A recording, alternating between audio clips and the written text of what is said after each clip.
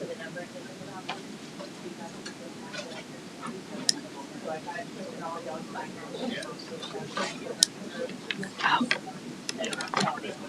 Or you want to use that one? I guess Kat's got this one here put in. Okay, yeah.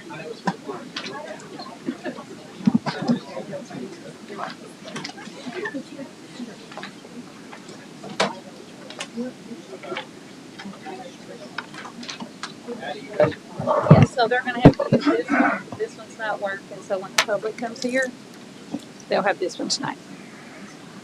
Y'all ready? All right. It is 6 o'clock. I don't know what date it is. It's probably written down right here. November 12, 2024, 6 o'clock. This is the Planning Commission meeting. All that can, please rise. I'll lead us in a quick pledge and get Matthew to lead us in a quick prayer and get Matthew to lead us in a quick pledge. God, we thank you so much again. We get to come here. We get to have these meetings. We get to try to guide this city in the correct directions, Lord. Just thank you so much that we get the opportunity to live here. Help us to be kind and loving to one another. In your name we pray. Amen. Amen. I pledge allegiance to the flag of the United States of America and to the republic for which it stands, one nation under God, indivisible, with liberty and justice for all. All right. We are calling this meeting to order. All commissioners are present, sans Kevin McConnell, who will not be here for personal reasons, we shall say. If you have your phones and can make them not make a bunch of noise, that would be greatly appreciated. I believe mine has already set that away. So, first item of business is going to be the approval of the minutes. This would be from our October 8th meeting. Has everybody had a chance to review? Any questions or comments? And if not, do I have a motion? So good. Motion to accept by Matthew, a second by Joe. All in favor? Aye. All opposed? We are good there. No old business, so we'll move down to new business. Item A is really not necessarily an item so much, but if y'all just read that, every item we discuss, we're going to allow 5 minutes per speaker, maximum 30 minutes. The microphone that we would normally use is not working, so when you do speak, go to the one that's got the red light on it. Also, Planning Commission, I was informed that our speaker system isn't working, so try to speak a little louder today and a little clearer today because we're going analog today, right? Everybody can hear me? We're good? This volume? Okay. I have one question, maybe one comment. When somebody stands up to give public comment, and if they're giving comment in regards to the comp plan, please ask them if they submitted it in writing. Absolutely. I can't do that if I don't write it down because my memory will not allow. So, did you send in right? Okay. Item 4B, first item is going to be a public hearing to approve a residential short-term rental permit. Parcel ID is 610-990-90000, 3244 Nottingham Road. Michael and Christine Hoban. Do I have a motion to go to public hearing? Motion Marshall, second Joey. All in favor? Aye. All opposed? We're in a public hearing. Carter, are you going to tell us on this one? Yep. This is short-term rental at 3244 Nottingham residential, it's under R2. It's in the citywide category, currently there's 50 permits in that category with 5 pending, so all 55 would be eaten up. 57 in the density zone with 3 pending, so they will be all eaten up, all good as well, so the 100 existing cap will be met. 60 That's all we have. Posted, signed with the yard, legal, advertised. They've been approved. I think the final was 6 months.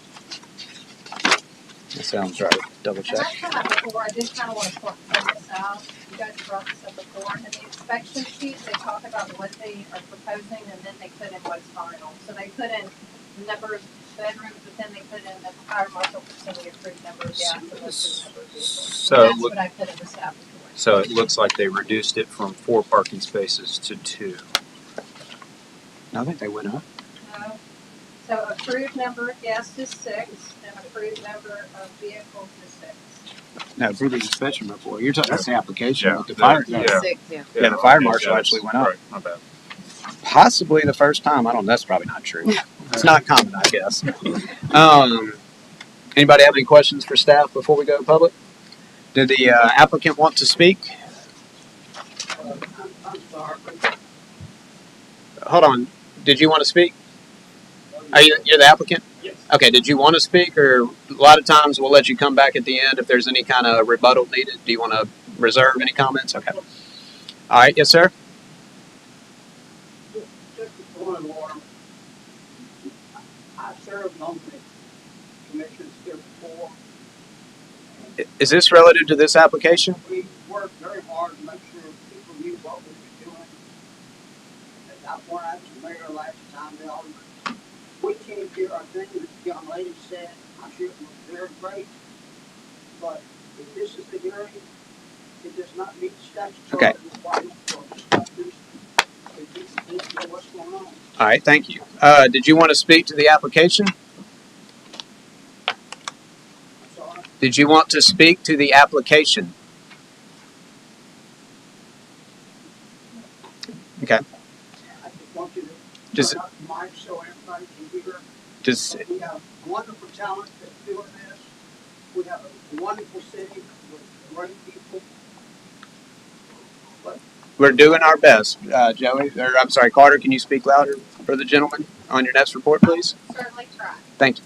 All right, so we are in a public hearing for 3244 Nottingham Road regarding the short-term rental permit. The applicant is deferring till the end. Does anybody want to speak in favor or in opposition to the short-term rental on Nottingham? Anybody in the audience relative to Nottingham Road?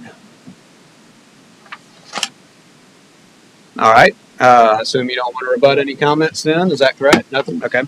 Do I have a motion to close public hearing? Motion Matthew, second Joey. All in favor? Aye.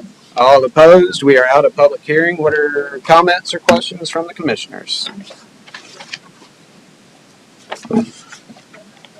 And hearing none, do I have a motion on the 3244 Nottingham I make a short-term rental? motion to recommend for approval of resident short-term permit subject to annual renewal 3244 Nottingham Road, PID 610999090. Okay, we have a motion by Joey, second by Marshall to approve the short-term rental permit. All in favor? Aye. All opposed? That'll carry. So that will actually be heard on the first meeting in December by the board, and that'll be the official, okay? We recommend it. It gets re-advertised. That's why it skips this meeting. So first meeting, first Tuesday in this room right here, same time, 6 o'clock. I'm sure, Carter, you follow up with them anyway, right? Yeah. You'll get an email or something from them. All right. Moving on to item 4C. This is a public hearing to approve Harper Grove subdivision, final plat, parcel number 60127330100 for 30 townhomes. Do I have a motion to go into a public hearing? Second. Motion by Matthew, second by Joey. All in favor? Aye. All opposed? We are in a public hearing for Harper Grove. Ms. Carter? Just to be redundant, pretty much said everything else in today. It's 2.56 acres located on Danville Road. They're proposing 30 townhomes, 27-foot road, private, 27-foot wide private road, and maintained by an HOA. Okay. Any questions or comments for Carter? Stipulation, approval is, approval of the final plat is a stipulation of approval. So you're talking about the maintenance bonds? Bond.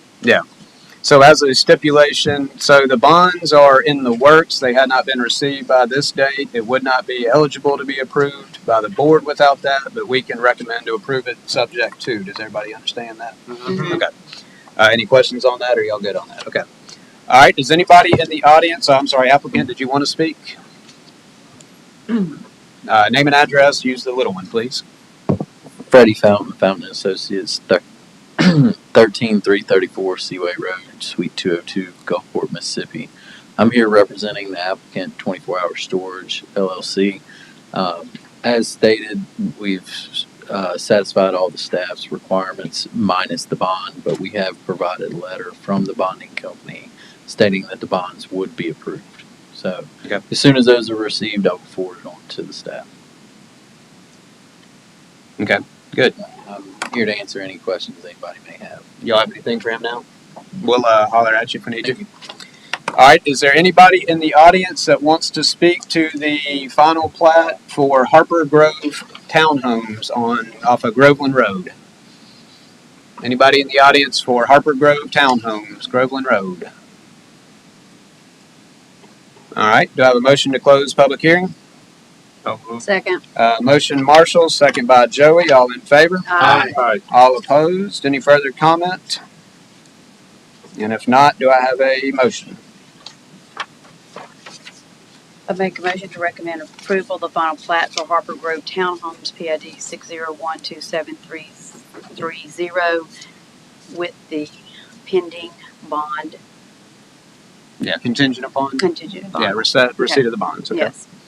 All right, so motion to approve contingent on the receipt of the bonds. I have a second by Matthew. All in favor? Aye. All opposed? And Carter, can you remind me or Freddie by way of me as to if that does it go on the next week or does it skip one? Still And, gotta do a re-advertisement. Okay, so- So it'll be on the third.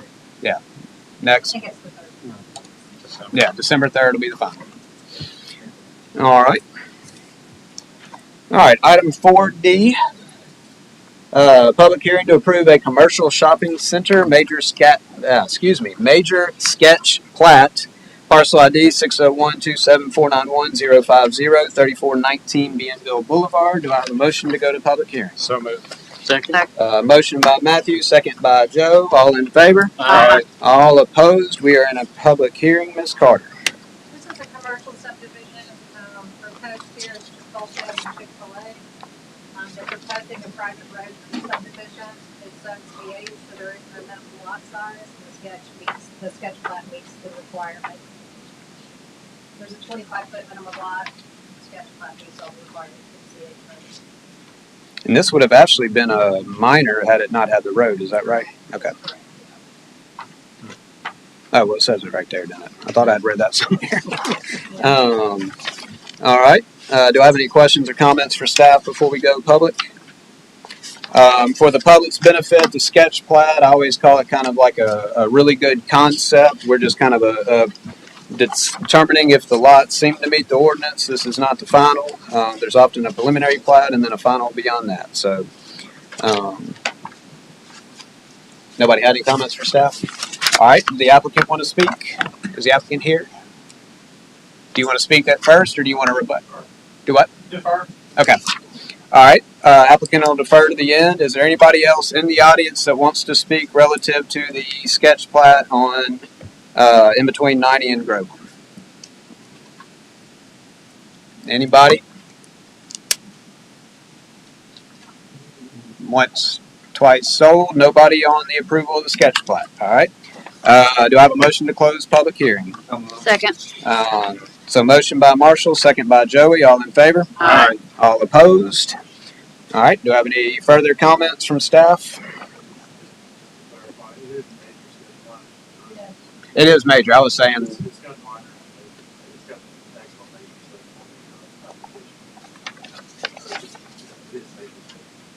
Okay. So I would just encourage Will to whoever makes a motion to make sure they use the word major in the motion to keep it abundantly clear. Okay. All right. Looks pretty straightforward. Anybody have any questions or comments? If not, do I have a motion? I'll make a motion to recommend approval of the major sketch plat of the commercial subdivision parcel ID 60127491050. All right. I have a motion by Joe. A second by Marshall. All in favor? Aye. All opposed. So that will also be on the December 3rd, first Tuesday in December, for the board meeting. You good with that? Okay. All right. Next item, let me get my paperwork here in order if y'all don't mind, is going to be a public hearing to approve UDC text amendment 2.46, relocation or placement of a structure. Do I have a motion to go to public hearing? Second. Motion Marshall, second Joey. All in favor? Aye. All opposed? We are in a public hearing. Ms. Carter. So 2.46 relocation, this is a new section that we're proposing, relocation or placement of a structure. I'm not going to read the entire thing, but it just talks about the requirements that you have to have a moving plan. There has to be during city staff hours. Any damages caused to the streets or curb or whatever has to be the responsibility of the owner and left in its original condition. That's really it. And just for my own edification, I mean, we are talking about if I have a old house and I want it to move from that lot to that lot, or a bit, whatever. It doesn't have to be a house, right? Any kind of substantial structure, yeah. Okay. Anybody else have any questions or comments for staff? I don't guess there's an applicant on this one. Is anybody here in the audience here to speak about the UDC text amendment regarding relocation or placements of a structure? Anybody here relocating structures text amendment? Okay. Do I have a motion to close public hearing? So moved. Motion Matthew, second Joey, all in favor? Aye. All opposed? Any discussion on this item? I do have a question for Will. Will this affect anything moving forward with current situations that are at hand? I know what you're talking about, litigation with the city, that'll go on. Okay. Thank you. Anybody else have any questions or comments? And if not, do I have a motion?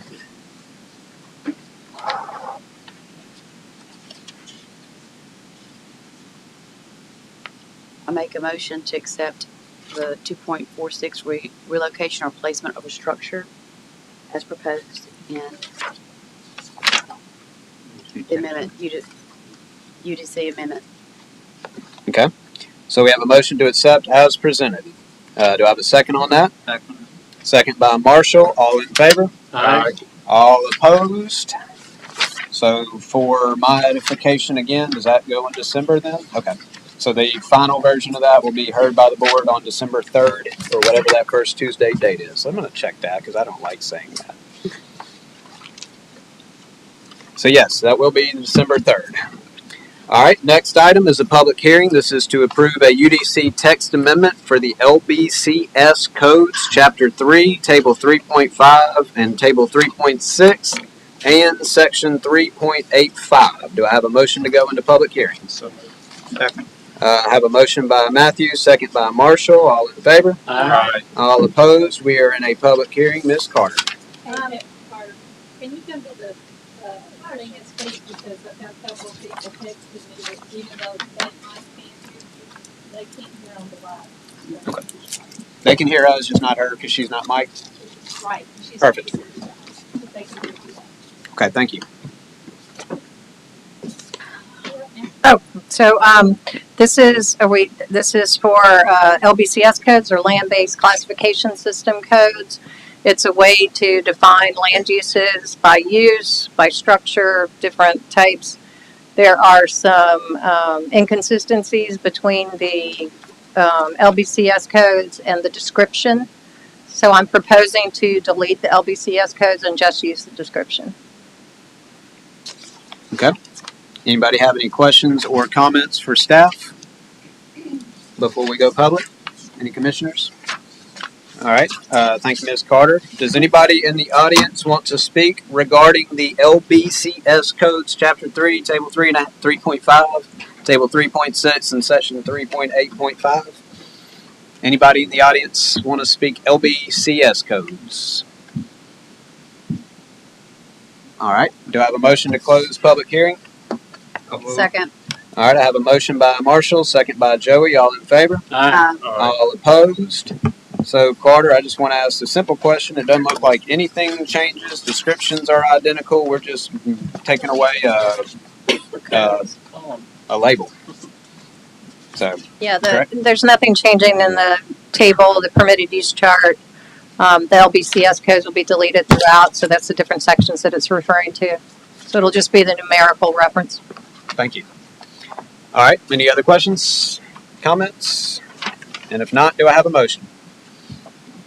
I move that we approve the UDC text amendment to remove the LBCS codes, Chapter 3, table 3.1, table 3.6, and section 3.8.5.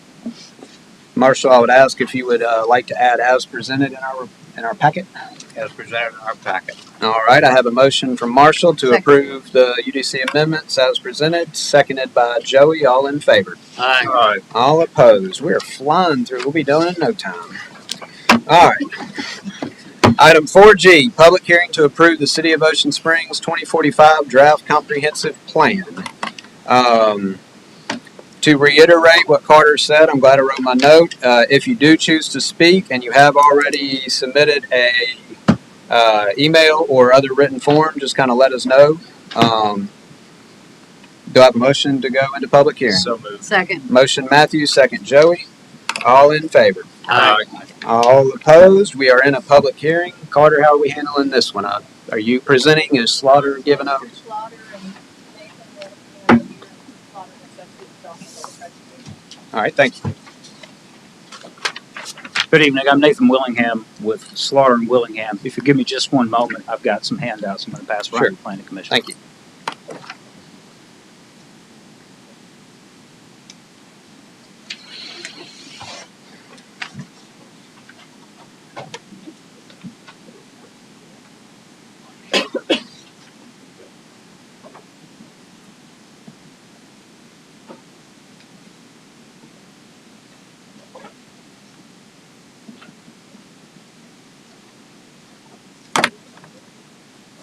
Thank you.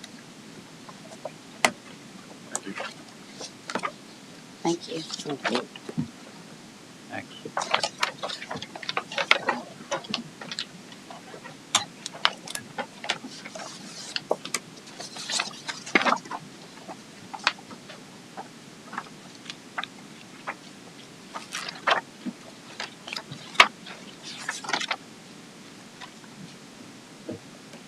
Thank you for your patience.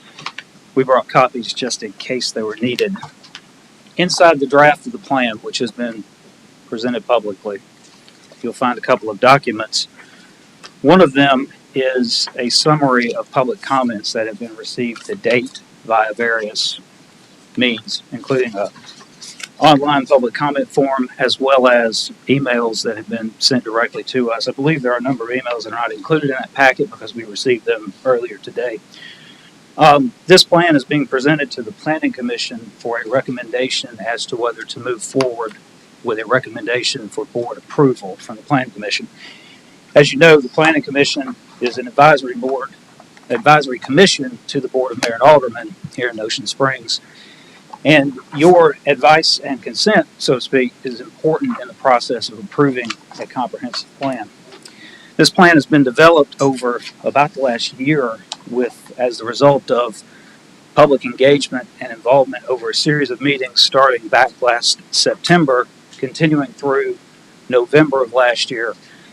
And then earlier this year in September, a copy of the plan was presented publicly for review. The plan was then presented at an open house back in late October 22nd. At the time that the plan was presented publicly and also at the open house, we made public comment forms available. And we did receive a good many comments on those forms, as well as great conversation and engagement from the public during the meetings that we had in preparation of the plan. As a result of that, we have a draft and we have a summary of the public comments that have been received on that draft. Those are available for the Planning Commission's review. There's a second document there that is an addendum to the comprehensive plan, which contains several recommendations on some changes that we have already identified that we would recommend incorporating into the plan. You'll see that some of them are very simple, such as renumbering the table of contents. And there are a couple of areas that are flagged in that addendum where we have received comments specifically related to land uses. And we, in conjunction with the city, felt like it was wise to make those changes. So, for example, you will see in that addendum that property that has housed public works here in town, which was shown as low-intensity commercial in the original draft, has been we recommend reclassifying as civic. There are some other properties as well that have been recommended for reclassification, as noted in that addendum. The majority of the comments that we received, as you can imagine from anyone who was present at any of our public meetings, had to do with the intensity and the commercialization of downtown Ocean Springs. And so you'll see that those comments have been incorporated into the summary of comments that we provided. In addition to that, we also received, Chairman Phelan, Yeah. Go ahead. we received a markup from Planning Commission Chairman Andy Phelan with his commentary on the future land use plan. I'm going to hand that out as well. Essentially, at this point in the process, we are approaching the Planning Commission to engage the public for additional public input and feedback through this public hearing process so that we can confirm any needed changes to the comprehensive plan in order to move forward with a recommendation that it be approved by the city's Board of Mayor and Aldermen. So we'll pass these out, and then I'll conclude my remarks.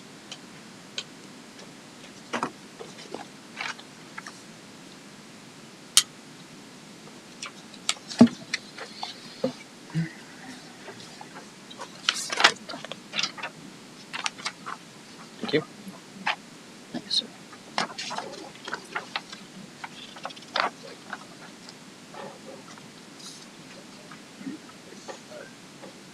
We'll make these available. You have an extra copy? Yes, I'll need it for the book. Is it out today, guys? I do not. Oh. Sorry.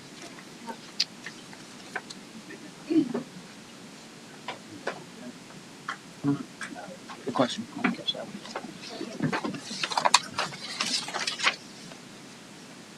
So with that, you have a summary of all the comments that we've received, a markup set of maps that we received from Chairman Phelan as well, a copy of an addendum to the plan, as well as a copy of the plan which was shared publicly, all of which certainly is public material and can be made available for public review, which you will can Hold on, we'll Which you get can- to it. Yeah, which keep going. which you can take under consideration as we move forward with continued review and engagement with the public in the development of the comprehensive plan. Thank you very much. Well, don't disappear just yet. I have a couple of questions for you real quick. On the comments that you just handed out, is there a difference in black and red? Yes, the black indicates areas where we have received and synthesized comments, and the red points to areas within the comprehensive plan where we feel as if those comments are addressed. Okay, the black was what now? I'm sorry. Comments that we have received from the public, Okay, and then the red indicates areas within the comprehensive plan where those topics are addressed. okay, so the red's not, okay, I got you. So the red is not public comments. The red is kind of almost where these comments are addressed. And- The and red that's- is you, the black is the Correct. rest. Yes. Gotcha. Okay. One thing I've kind of noticed and just would love to have a definition from you on is two questions. One, tell us what a comprehensive plan is, and then I did see a lot of comments on things that I would think would be more facilities plan. So if you could kind of give us a definition of what you think a comprehensive plan is and what a facilities plan is, and how the two work together but are different. Certainly. Comprehensive plan is a 20-year long-range strategy for growth and development. It's a guide for physical development within a community. It helps to guide land use decisions and the adoption of codes and ordinances to improve quality of life. Within the state of Mississippi, a comprehensive plan has to include a land use element, a transportation element, a community facilities element, as well as goals and objectives. So a community facilities plan is an element of a comprehensive plan that addresses city services and other public services that are fundamental to the operation of the city and that affect the physical growth and development of land and property in the city. So the community facilities plan includes things such as public safety, fire protection, water, sewer, streets, and the the facilities, the structures, the equipment, and the personnel that are used to provide those public services. Right. Are both of the plans, is a facilities plan a statutory requirement of a city? Or I guess is a comprehensive plan a statutory requirement by the state of Mississippi? A comprehensive plan is not required unless a city wishes to exercise certain land use controls. So a comprehensive plan is required if you're going to exercise zoning in Mississippi. A community facilities element is required within the comprehensive plan under state law. Right. And so in my business, I know the facility plan is often required for grants and certain funds and all, but so my little mind likes to think the comprehensive plan is kind of like a big umbrella. It's a jack of all trades, but maybe like a master of none. Is that fair? I think that any document that is intended to be comprehensive and cover corner to corner within the city, as well as areas beyond the city that that affect development and the exchange of goods and services and people, I think that necessarily that document is going to be somewhat general. Oftentimes you'll hear a comprehensive plan called a master plan or even a general plan for growth and development. And so the way I think about it is a comprehensive plan establishes a vision, goals, and objectives, but may or may not be as clear when it comes to the tactics that are involved in attaining certain objectives. And so it may not specify the exact provisions of an ordinance that would be necessary to enact a goal or an objective, but it would specify that goal or objective as an attainable and desirable long-term goal for the city and something to be configured and worked out tactically through the course of implementation. Yep. Anybody have any other questions or comments before he sits? No? Okay. Well, I'm sure I'm about to call for public. Just give me one more second. All right. I'm sure we'll get back with you here very shortly, but I do want to go ahead and open the floor up for public. Before we start calling for residents, I have, and if I counted them correctly, 17 emails that were provided to us in advance of the meeting. They were on your desk. Did everybody get a chance to kind of look at those? Do we have any questions or comments on those? Oh, you didn't get them? I think it's No, y'all didn't get them. Okay, I'm going to read 17 emails. You can read the entire email, or you can just read through the, You want me to just give like a summary on it? or you can just say who the commentee is, or the commenter, and then just reference the public comment. Okay. I don't think, yes, he doesn't have to read every email verbatim, does he? And let's just read them. Okay. It won't take long. A lot of them are short, and a lot of them are kind of a repeat of the last one. So we'll go quickly. Y'all bear with me. Miss Laura Daniel, I'm sorry, I didn't know y'all didn't have them. That's my fault. Miss Laura Daniel said she wants this email to be entered as part of the official record of the Planning Commission meeting on November 12, 2024. The comp plan must be rejected in its entirety due to lack of public participation. There are numerous issues of great importance that need to be addressed in a public forum. I think I lose part of Mike Alon's email, but I will read what I have. This is Mike Alon. Comments on the proposed comprehensive plan follow. Please forward the comments to members of the Planning Commission and make the comments part of the record for the Planning Commission's meeting of November 12, 2024. I have also submitted these comments via Slaughter Associates online portal.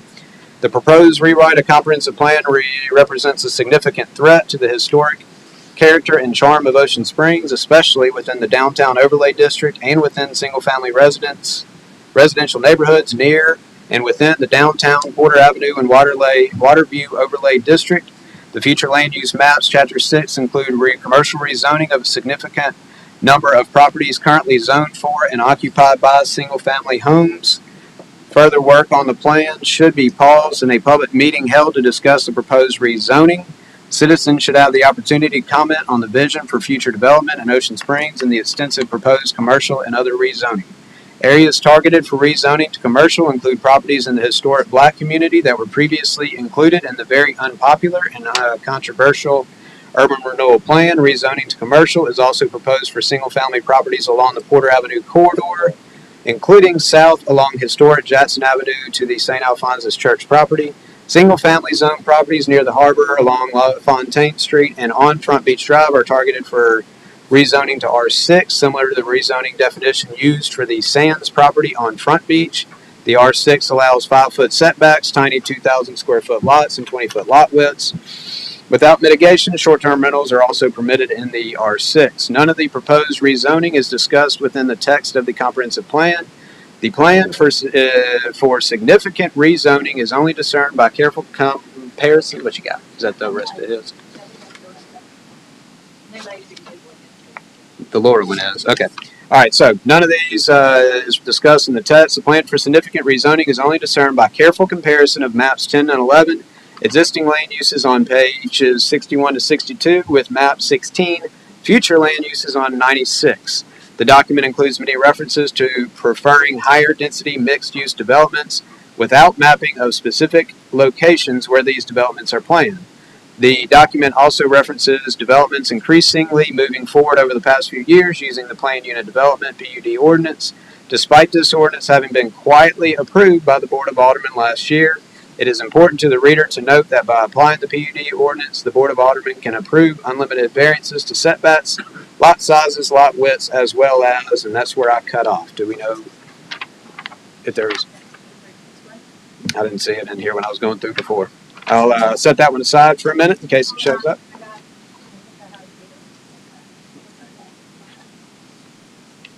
Here, just take her. Does that make my note? I think that was the only one that I was missing was Mike's, but yeah. Okay. All right. Sorry. So going back, so PUD ordinance, the Board of Aldermen can approve unlimited variances to setbacks, lot sizes, lot widths, as well as allowable building heights. Applying the PUD also allows unlimited variances of subdivision design standards. For example, providing access to housing units using narrow service alleys instead of compliant street widths. The PUD ordinance represents a significant risk when used or adjacent or within established single-family residential neighborhoods. Given all of the above and despite its flowery language, the comprehensive plan can be used by the current mayor and board of aldermen to repurpose and rezone large areas of the city and destroy the character and charm of Ocean Springs. This might certainly be expected given the city officials' past aggressive promotion of very unpopular projects, including use of eminent domain within the urban renewal plan, a large-scale commercial marina and entertainment venue in the middle of Front Beach, continued dense developments along the Government Street corridor, five-fold expansion of short-term rental area or short-term rentals in residential areas, no limits, quotative, no limits on short-term rentals in commercial zoned areas, and outsourcing critical environmental remediation and use of city bonds for a hotel development on Pine Drive to benefit a developer with a number of past legal cases. The plan represents a real risk that the fate of Porter Avenue, Washington Avenue, and parts of historic Jackson Avenue north of St. Alphonsus Church will be that of Government Street. Government has become a crowded, dense street that is avoided by residents during the week and especially at night on weekends because of heavy traffic and a rowdy bar crawl atmosphere. The plan makes no mention of protecting our public beaches from commercial development and does not mention the water view preservation, ocean view preservation, and Porter Avenue overlay districts or the related requirements. The conservation area at the bottom of Jackson Avenue, where the city was moving forward to build a parking lot until the U.S. Fish and Wildlife Department intervened, is incorrectly labeled a vacant lot. The plan's recommendation in the emergency management section to mitigate risk in velocity storm surge and high-risk AE flood zones by acquiring the properties to facilitate sustainable use is a welcomed addition. A park or visitor center opposite the yacht club would be preferable to a 6-story condo development that violates both the water preservation and Porter Avenue overlay district requirements. Requiring and adding sidewalks and expanding blueways and bike path is also a positive. Protection of oaks must remain a priority. Encouraging the city to enforce subdivision regulations to ensure property owners have adequate utilities and roadways is another welcome addition. This was not achieved with developments recently approved and under construction wherein narrow service alleys were used to access single-family homes that do not front on streets and share common space for front yards to maximize density. Respectfully, Mike Alon. All right. Carter, did you want this one back? No, I already have that. All right, we're going to do a meeting here. If y'all could kind of lay off of the clapping, it would help us to get through this and do it professionally. Sharon Bates, to whom it may concern, we are rejecting the 2024 comprehensive plan in its entirety due to the following reasons: the overdevelopment of our Ocean Springs downtown area with no account for traffic and parking issue. The plan violates industry standards by it being a non-participating plan. The plan was developed without city residents' input and other investigation, studies, and analysis. The plan needs information on how it can sustain the future needs of water, utilities, wetlands, and water drainage issues. The plan is a canvas for the city to complete their expansion of their entertainment district with dense mixed-use commercial development. Many residents do not want this large of an expansion. This plan needs rework. It needs to be developed with the City of Ocean Springs residents' inputs. Currently, it has not been developed with the residents' input. This is our town, and we as residents need to be allowed to give our input for a new plan and have our concerns addressed. And maybe we can have a meeting of the minds and do good for the City of Ocean Springs. Paul Service, I want this email to be entered as part of the official record of the Planning Commission on November 12, 2024. This comprehensive plan must be rejected in its entirety due to lack of public participation. There are numerous issues of great importance that need to be addressed in a public forum. Your direction ensures that you will drive this town into an economic disaster for local business and residents. Sure, you'll increase taxes, raise land values, drive local prices up, and push residents and local businesses out of the area, and we, your constituents, will be left with the bill. But I'm sure you'll survive after you are voted out. Paul Service, Ward 3. This is Terry Bush. I want this email to be entered as part of the official record of the Planning Commission meeting on November 12, 2024. This comprehensive plan must be rejected in its entirety due to lack of public participation. There are numerous issues of great importance that need to be addressed in a public forum. Cindy Peters. Dear sirs and madams, thank you for all you do for this town. I realize that you cannot please all the people all the time. However, if you truly love Ocean Springs as you do, please reject this comprehensive plan that is going to be voted on this week. I feel certain that after you have read the 150-page document, you understand and share my concerns. I am requesting that this email be entered as part of the official record of the Planning Commission meeting. The comprehensive plan must be rejected in its entirety due to lack of public participation. There are many issues of serious importance that must be addressed in a public forum. Bonnie Kidd, I want this to be included in the record as a protest against the comprehensive OS plan, which has not garnered public participation and is therefore not a legal document at this time. There are important legal issues here that must be resolved. The public must have the opportunity to read and comment on any OS development plan, and residents must be able to vote on proposals in an open meeting. Catherine Jacobs, I am rejecting this plan. The city does not have the infrastructure to handle the developments you are shoving down our throats. I want my town back, and I hate to see it taking down the road to hell that you are seeking. Wendy Lockwood, I want this email to be entered as part of the official record for the Planning Commission meeting for Tuesday, November 12, 2024. The plan must be rejected as there are a number of issues of great concern that need to be addressed in a public forum, communicated to all residents of, I think that's supposed to say Ocean Springs, in a matter of verbiage that can be clearly understood without the rhetoric and confusing terminology. I understand that growth is inevitable. However, the culture and character of Ocean Springs must remain at the heart of our projects. Hugh O'Neill, good morning. Members of OS City Council, I will be out of town 11/12/24 and unable to attend the meeting. I would like this email to be entered as part of the official record of the Planning Commission meeting on the same date. Their proposed comprehensive plan should be rejected due to lack of public participation. I believe public are taken. I assume that's supposed to say comments. I believe public comments are taken until November 30th. The anticipated vote is premature at best. Other issues remain, but public input comments are a top priority. Michael Pfeiffer, I want this email to be entered as part of the official record of the Planning Commission meeting on November 12, 2024. This draft comprehensive plan must be rejected in its entirety due to lack of public participation and a total lack of supporting documentation or studies.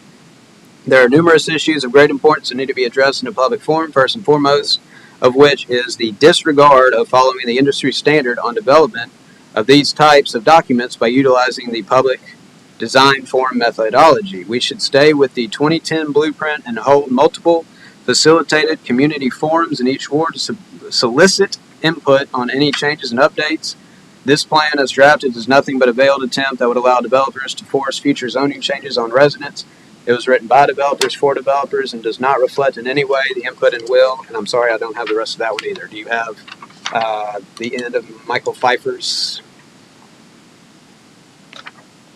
While she's looking for that, and then Julie O'Neill actually had a letter attached. If you have that letter, if not, I can get it on. I think I have it in my email. So Jennifer Burgess responded. I guess I'll read that one because it's in our packet and I don't want to not. So, hi Cindy. I assume this is in response to Cindy Peters. There was a community meeting specifically for this comprehensive plan on August 22nd at the Civic Center. There were maps, hard copies, and multiple ways for residents to put in their suggestions, ask questions, and voice concern. The link is still available on our website, I believe, so I would encourage you to make your recommendations as to what changes you would like to see on the plan or any questions that you may have so we can effectively assist you. D. Mitchell, this highly complex plan had virtually no input from the residents. It appears to favor developers over the residents. It again does not adequately address parking and traffic issues. It appears to continue the overdevelopment of the old downtown area. The city already cannot keep up with the sewage and drainage issues. There are limited to no protections for the environment and for our trees. Lori Meyer, I want this email to be entered as part of the official record of the Planning Commission on November 12th. This comprehensive plan must be rejected in its entirety due to lack of public participation. There are numerous issues of great importance that needs to be addressed in a public forum. A. Ringo, assume that's Aaron Ringo. I want this email to be entered as part of the official record of the Planning Commission meeting on November 12th. Should be rejected due to lack of public participation. Numerous issues addressed in a public forum. The inaccuracies concerning property at the end of Jackson Avenue, where my family currently resides, makes me question it in its entirety. Nancy Marcellus is a lifetime resident of Ocean Springs. We want this email to be entered as part of the official record of the Planning Commission on November 12th. Comprehensive plan rejected due to lack of public participation. Numerous issues of great importance that need to be addressed in a public forum. The public officials representing the city of Ocean Springs need to take a step back and listen to the constituents. The way things are being handled is getting out of control. Sherry Jo Barlow, to whom it may concern, I'm writing this email entered into the official record of Planning Commission meeting scheduled for Tuesday at 6 p.m., November 12, 2024. Respectfully request a rejection of the 2045 comprehensive plan due to significant concerns about lack of public participation and the absence of supporting documentation such as current data and studies to justify the proposed strategies. One of my primary concerns is the preservation of our community's natural beauty, particularly the century-old trees that line our streets and the critical habitat they provide for local wildlife. The current draft of the plan fails to address how these trees will be protected. I see no inclusion of recommendations from certified arborists who are crucial to ensuring the health and preservation of these vital resources. The current draft of the 2045 plan appears to prioritize the interests of developers over the well-being of our residents. It seems to be a thinly veiled attempt to facilitate future zoning changes that may not align with the needs and desires of the community. The plan as it stands reflects the priorities of developers rather than the input or will of the Ocean Springs residents. I strongly recommend that we continue to rely on the 2010 comprehensive plan while conducting multiple facilitated community forums in each ward. These forums will provide a fair and transparent opportunity for residents to voice their concerns, suggest changes, and contribute to any proposed updates. This approach would ensure all Ocean Springs residents have an equal opportunity to participate in the shaping of the future of our community. I urge the Planning Commission to reconsider this plan and take steps to ensure any planning efforts are fully inclusive and aligned with the values of our community. Did you find Michael Pfeiffer's? Michael, do you remember if there was anything of significance in your letter? I can't remember which one, but I'll gladly resend it. I even have Well- I'll give you a copy of what I'm doing tonight if you want. Yeah, that'll work. And then, We'll let him talk in public comment. yeah, that's fine. I got an email that had a couple of these earlier today that may or may not. Let me just double check and make sure. But then also Miss Julia's letter as well. If y'all will all bear with me as I start to show my age with how poorly I work these phones now.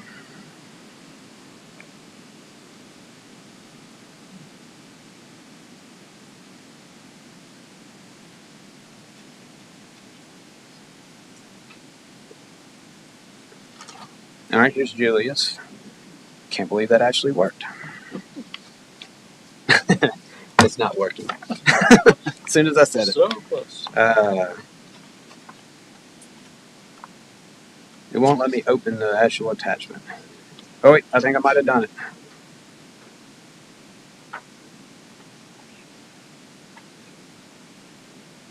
I got a backup plan. Let's see if this works.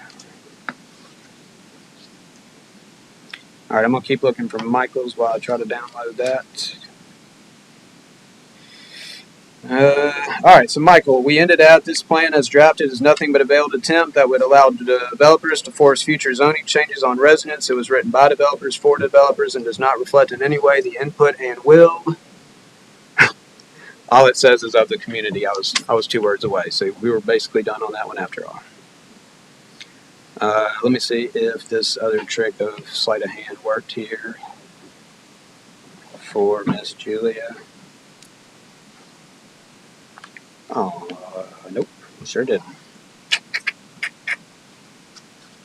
All right, well, I am not sure how to get Miss Julia O'Neill's attachment available. If anybody has any ideas, I'm all ears. Carter, I don't know if you have any way to do that quickly. A lot of the comments were not sent to me. I got them inadvertently from Raymond. So if people have comments, they can send them directly to Slaughter. They can send them to me, and their comments can be in the record. Is Julia O'Neill here? Are you Miss Julia? Oh, I thought she was standing up. She's not here? I was going to go a little out of turn and let her speak. I have her comments. All right. Yeah, I'd love to have them if you don't mind. I'm going to see. Let's see. Maybe that. No, it didn't work either. I'm trying my best. Starts with I assume. Okay. Yep. This is what I saw earlier. All right. I assume you have something. This isn't what I read earlier, though. It's to the planning commission. Yeah, no, she had a pretty. This isn't it. Sorry. I tell you what I'll do. I will just kind of let me try this one more time. I'll see if I got it. I'm not seeing it, but I'll see if I got it. All right, we'll come back to it. I would request that the planning commission. I mean, I think we don't really need a motion now that I read all of it. But Is that all of them? Yeah. Okay, yeah, I think we're good. what if I make or ask for a motion to accept hers into the minutes? That way, if we don't find it today, at least it'll be in the packet. Go to the board. Everything else. Does that work? I'm gonna go ahead and make that motion. All right. Do I have a motion to accept Julia's moved. comments into the Second. minutes? I have a motion by Matthew, second by Joey. All in favor? Uh, All opposed? So that way, I'm sorry, no. All opposed? Okay. So that way, Julia's comments will make it to the board package for sure, regardless of whether or not we get a chance to hear them tonight.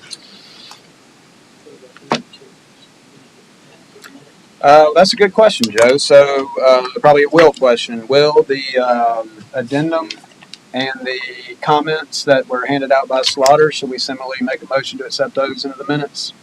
I would think so. That would be based on any recommendation, so let's do that at the close of the public hearing after public comment. That works. Yeah, good call. I'm going to make myself a note on that. We're in a public hearing, right? We haven't done it yet.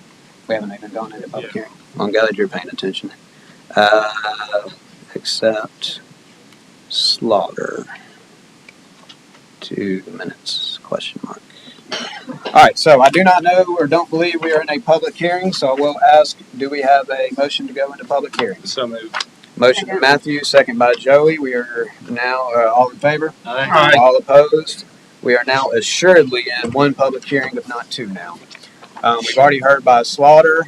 Mr. Pfeiffer has jumped up per the thing. We're going to try to keep public comment to 30 minutes, no more than 5 per person, if you don't mind. If you have sent in something, I haven't started the time yet. If you have sent in something, let us know. And in the interest of time, if you agree with somebody, it's best to say I agree instead of reiterating it and taking up time. Are you keeping time? I am, unless you want to. That might be better just because I'm Sure. doing I'll, 10 so other you things. can listen a little better. I'll do that. If you don't mind, I would appreciate that. All right, name and address at the microphone. Be sure to get as close to the red one this time as you can. Michael Pfeiffer, 716 Hidden Oaks Drive in Ward 4. And I'll as I usually do, I'll focus on the basics rather than going in all these details. Some of the emails cover those. I fear the Planning Commission is once again caught in the crosshairs of a politically divisive issue with this draft comprehensive plan for 2045. In an effort to frame the main concern and major flaw in the plan, I would point out that what is being presented is a draft document which is very superficial, not backed by any local studies to support the noted recommendations, and completely lacking in community input in its creation. The industry standard for the development of this type of document is, at its core, the public forum planning process.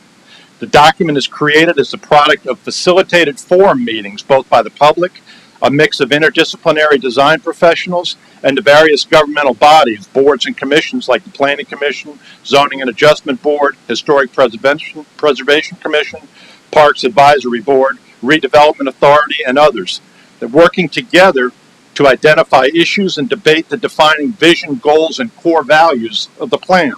The document is then generated based on this input. In the present case, the community is basically being presented with a document and told to review it and comment. The normal process has been completely ignored, and the community has no idea who is responsible for establishing the direction expressed in the document and why. This pattern is not unlike the recent 155-page revision to the UDC that came before this commission. It was presented by the Community Development Director.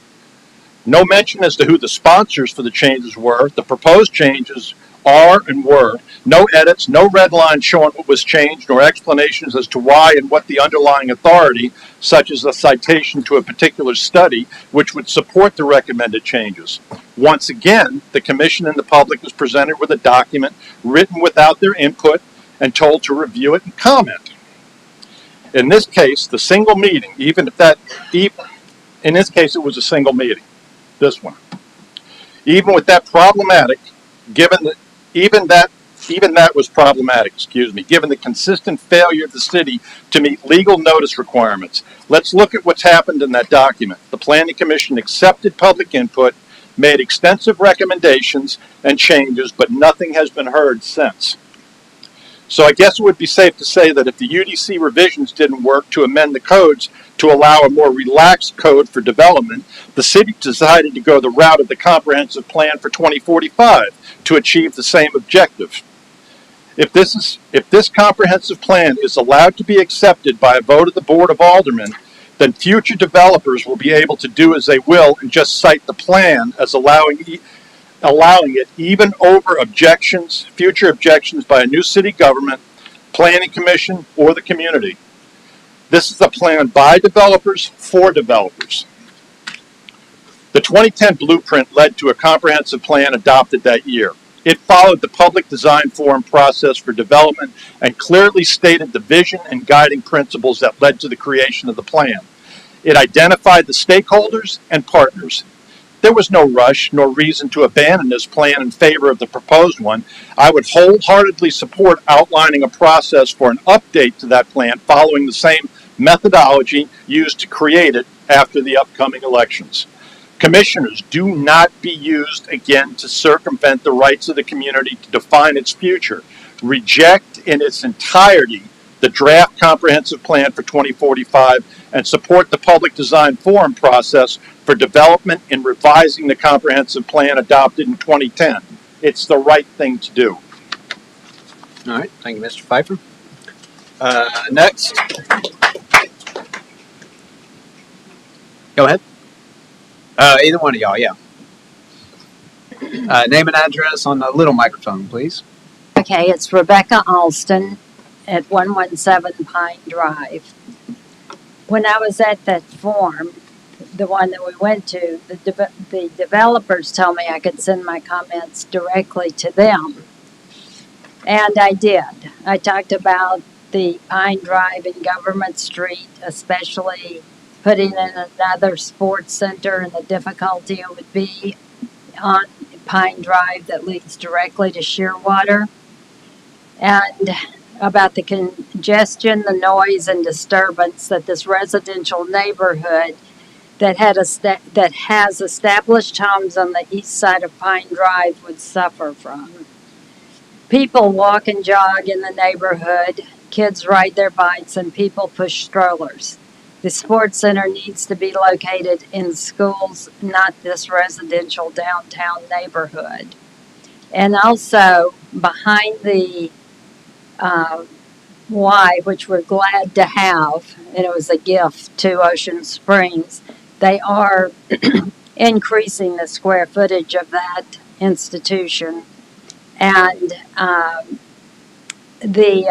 there's a short drive behind it that has a lot of traffic running through it. Forest Hill. I did a little map for the planners and sent it to them because that's what I was trying to do, is give them feedback in specific areas which they asked for. And then I looked at the plan and I saw all the bike paths, which, God, we do need bike paths. And I started questioning the validity or how it could be that we could create walking bike paths that are a major component of the plan. Is there land for that? You know, the bike paths that go out toward the hospital. The greatest benefit of functioning walk and bike paths designated in the other plan, our urban plan, is the following. First off, if you reference the World Health Organization, they talk about how much lower medical cost is when people stay in shape. And people can't walk on these paths nor bike when there's no shade. So, incorporating appropriate trees, landscape material will aid in creating more shade, cooling, prevention of hot spots, and the use of pervious materials aid in prevention of runoff during storms and rain time. The path spaces will give people the option to walk or bike, thus increasing the physical activity while reducing greenhouse gases emission and other pollutants. All of this has to be a positive direct impact on the human health, and that came from the World Health Organization. I don't see where they're going to get the space running it parallel to the train tracks out toward the hospital and and crossing over Bienville. Also, if we have this landscape and paths that people can walk on because it's not so hot, if we don't have it, they're going to have materials, man-made materials, which reflect and create heat islands, which raises the temperature of the surrounding areas, creating and collecting carbon dioxide. Trees and green spaces help mitigate these islands. Another aspect of designing and planning is using the right plants and materials, which is not indicated in the urban plan being proposed. We don't even know if they really have the space to create these paths and walkways. The use of deciduous trees, of course, when the leaves fall in the winter, they can collect the heat when needed. Oh, okay, it's up, but I sent all this to the planners. All right. Thank you, Miss. I think that I was here, I'm going to say this and sit down. I was here after, when they had the other urban plan around 2010. And there was a lot of input. We had time to discuss these issues and make sure they could work. I know that development is a big issue, but I think they need to incorporate more input from individuals, and they should put this plan on hold until that happens. All right. Thank you, Miss Rebecca. That's all right there. Name and address.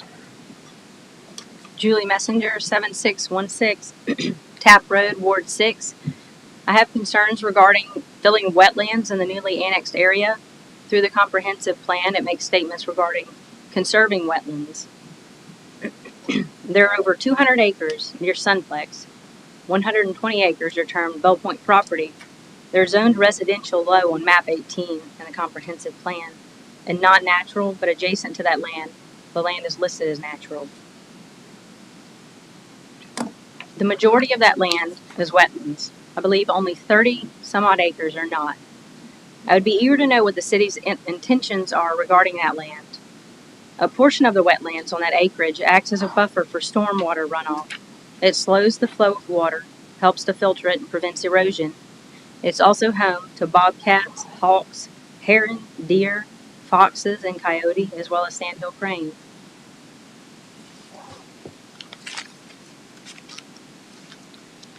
On a different subject, referencing page 30 of the comprehensive plan, it states that the best way to regulate sewage disposal is through a centralized sewer system and a requirement to connect to municipal sewer service. The limited nature of the soil in Ocean Springs should make connecting every sewage producing entity in the city to the sewer system a top priority. Also, when development occurs along the city fringe or within a known growth area of the city, connection to the sewer service should be mandatory. So it's been my understanding that as a newly annexed resident, I would never be forced to tie into sewer or water, but this implies differently. So I ask you to reject the comprehensive plan in its entirety. Thank you. Thank you, Julie. All right, next up, name and address at the little microphone, please. Hi, Dr. Kelly Strickland, 3211 Cumberland Road, Ward 1. I wholeheartedly reject the comprehensive plan in its entirety and support the 2010 blueprint. I also want to talk about the wetlands that Julie just talked about. After reading the City of Ocean Springs 2045 comprehensive plan, where I'd like to quote a few pages from in a minute, it's apparent that the wetlands in Ocean Springs are not a priority. In the new plan, I found two instances that show commercial development sites where wetlands were in the original maps. One zone business site was over the Pine Savanna wetlands. Another instance is a large number of wetlands in Gulf Islands National Park in East Ocean Springs off Highway 90 that's designated commercial development in the new plan. So now to quote from the plan in Chapter 1, page 18, it says, through a collaborative and participatory process, the comprehensive plan identifies key priorities, goals, and strategies across interconnected focus areas, including land use, housing, economic development, transportation, public services, environmental stewardship, and community character. So I would maintain that the plan was not created collaboratively, and the community has not been given their legal right to participate in the process, and the environmental stewardship was not a priority here, because we were supposed to be able to comment until the end of November, so why is this being voted on now? And on page 23, quote, implementing the comprehensive plan for Ocean Springs, Mississippi is a collaborative effort involving multiple stakeholders, including local government agencies, private sector partners, nonprofit organizations, and community members. So I would love to hear from each of the entities that were consulted about these wetlands, or at least have a list of them. Has the EPA been consulted? Association of Fish and Wildlife, USM Ocean Springs, and Ocean Science and Engineering. They've listed a lot of possible consultants, but no specific ones have been listed. And page 42 of the plan, quote, Ocean Springs has several types of wetland habitants, including salt marshes, freshwater marshes, and cypress swamps. These wetlands provide essential habitat for various plants and animals, including migratory birds, fish, and other aquatic species. Wetlands also help filter water pollutants, reduce erosions and sedimentation, and protect against flooding and storm surges. It says right in the plan, development in wetland areas can damage these habitats, reducing environmental health and increasing flood hazards. So again, I say I reject this plan in its entirety and support the 2010 blueprint. Thank you. Thank you, Dr. Strickland. Next, name and address at the microphone, whoever's going.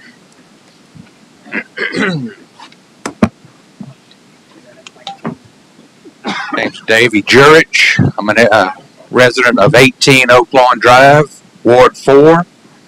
My question is, I look at all y'all and you hear all these comments from different people. What is the next step? You know, I go to the Board of Aldermen meeting, I see the same thing, people talking, but I don't see the aldermen listening. I was just wondering what y'all do after this process. Can you tell me that? What we do after the process of listening to After y'all all speak? this, people sending emails.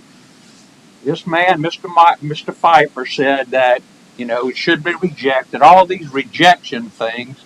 Are you listening? That's all I want to know.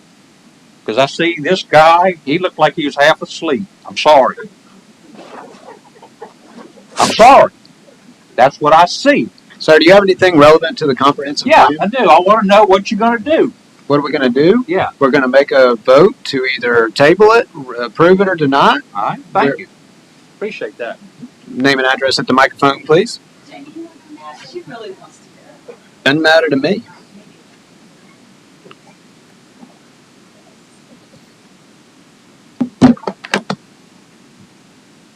Should I speak into this one? Yes, ma'am. Please. Okay. I'm Lori Carter. I live at 1117 Iberville Drive. And I sat on your board for years and the Historic Preservation Commission. So I know what you're going through and I know what you're probably thinking, but I don't know, you're not me. We had a lot of battles back in the day, and we fought VRBOs, and we fought a lot of things. We fought little zoning changes. It was a big deal to put a tattoo parlor in that particular zone downtown because that was one thing, that was a different thing in a zone. And it mattered, and people showed up and they cared. And we listened. And it's hard where you're sitting because you know what ended up happening? We put off VRBOs for a good year. I mean, we fought it. And then one day, boom, the aldermen just voted it in. And I get it. I mean, I do get it. But look, these guys are coming up for election. If you can just put this off and table it, because what they have done is wrong. And you all know that. I mean, I was in economic development. You know, you don't roll out a plan with 7 pages of a bicycle route. I mean, come on. It's got these dinky little economic development goals. I mean, this plan is a joke. And no offense, whoever wrote it, it has beautiful language. You probably did what you were told to do. But, you know, I feel for y'all sitting there because it's not really, I haven't been to these meetings. It's not really your fault. I was at odds also with the person sitting at that table. And, you know, we just battled through it. So thank you for serving. And it is totally within your purview to table this tonight. And I really hope you do because this plan is ridiculous. I can't even figure out what zone my house is going to be in. It doesn't really say it's going to be single family. I can't figure it out. And heck, I sat on this commission. I was an economic developer for 12 years. So it's a crummy plan. I hope you throw it away. We were not given the process we should have been given. The notice laws are all messed up in this town. The open meeting laws are messed up in this town. And we are being shut out and everybody's feeling it. And I know you feel it too. So thank you. And that's all I have to say. All right. Thank you, Ms. Carter.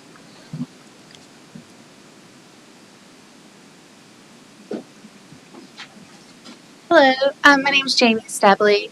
I'm the wife of Christopher Stebley, 102 Shearwater Drive. I'm here on behalf of the Anderson family and Stebley family. So we are asking all of you to please table this. For starters, we feel like the development all over town is becoming a bit overwhelming.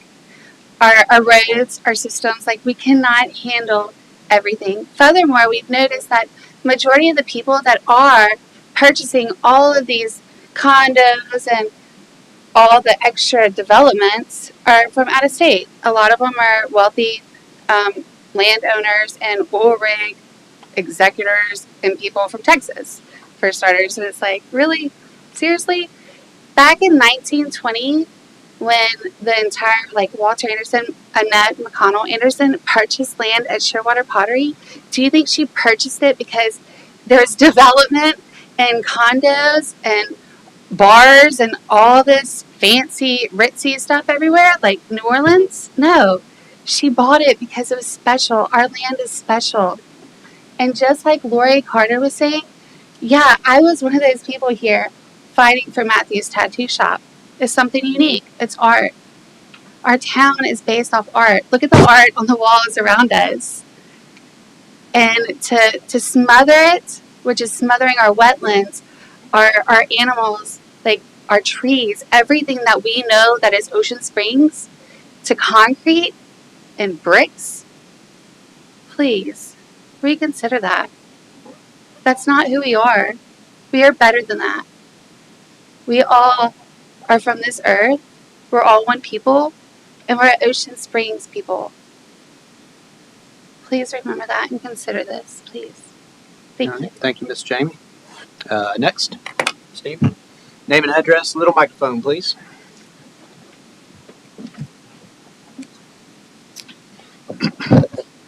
My name is Steve Tillis, 3211 Cumberland Road, and I want to bring your attention to parts of the 2024 Comprehensive Plan dealing with Parks and Rec. First, I've lived in Ocean Springs for over 50 years, and I love our city. My daughter and son live here, my brother lives in the area, and we all support Ocean Springs. I have 4 grandchildren who participate in the recreation programs every year. I've worked with the Ocean Springs Recreation, the athletic department, for over 20 years. Every year we have more and more children participating in the athletic programs. Practice times are limited to 1 day a week. What does this have to do with the comprehensive plan? It has everything to do with the Parks and Rec comprehensive plan. We have 2 gyms that were built back in the 50s and the 60s. One of the city's gym was recently acquired 10 years ago that was used by the National Guard as a training facility. Before that gym was acquired, we only had 1 gym, and that was built over 60 years ago. When it comes to recreation, I personally have been pleading for more recreational facilities for over 30 years and have yet to feel like we have enough facilities to accommodate our children. I just saw where the Ocean Springs school system is asking for access to our tennis courts and Highway 57 for school events, and fees would be waived. Yet we can't access the school's basketball and volleyball courts. I've spoken at City Hall numerous times asking for more access to the school gyms to no avail. I really don't understand why that seems to be a problem, that the school can ask us to use the public facilities, but we can't use the school gym. So I see that being a major problem. Let's discuss the 17 acres of city-owned property on Pine Drive. That was an important part of advocating for recreational green space versus more commercial development when the city wanted to move the downtown entertainment district further east and have more bars and more restaurants. This property is prime recreational green space and is easily accessible by bike, golf cart, walking, or vehicles. There's no mention of this property in the comprehensive plan. I do see where they mentioned that there was an addendum to talking about these 17 acres and making it public use. Now, this property needs to be,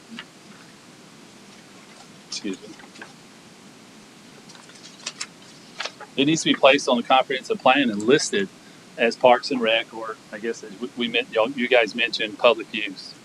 Next, the newly purchased Old Fayard Seafood Processing Plant has recently been purchased for a marina and now being presented as an outdoor activity area, and there's no mention of it. Why is this property not listed as Parks and Recs? Okay, so I have a few questions. When this comprehensive plan was devised, did we consult with some of the following people that I think would have been very important to talk to? That would have been the retired recreation director who had over 25 years of experience. How about the present Parks and Rec director? And did we talk to the Ocean Springs Recreational Advisory Board? These are people that are key players when it comes to knowing our needs for parks and recreation. Where does the newly annexed area fit in with Parks and Rec?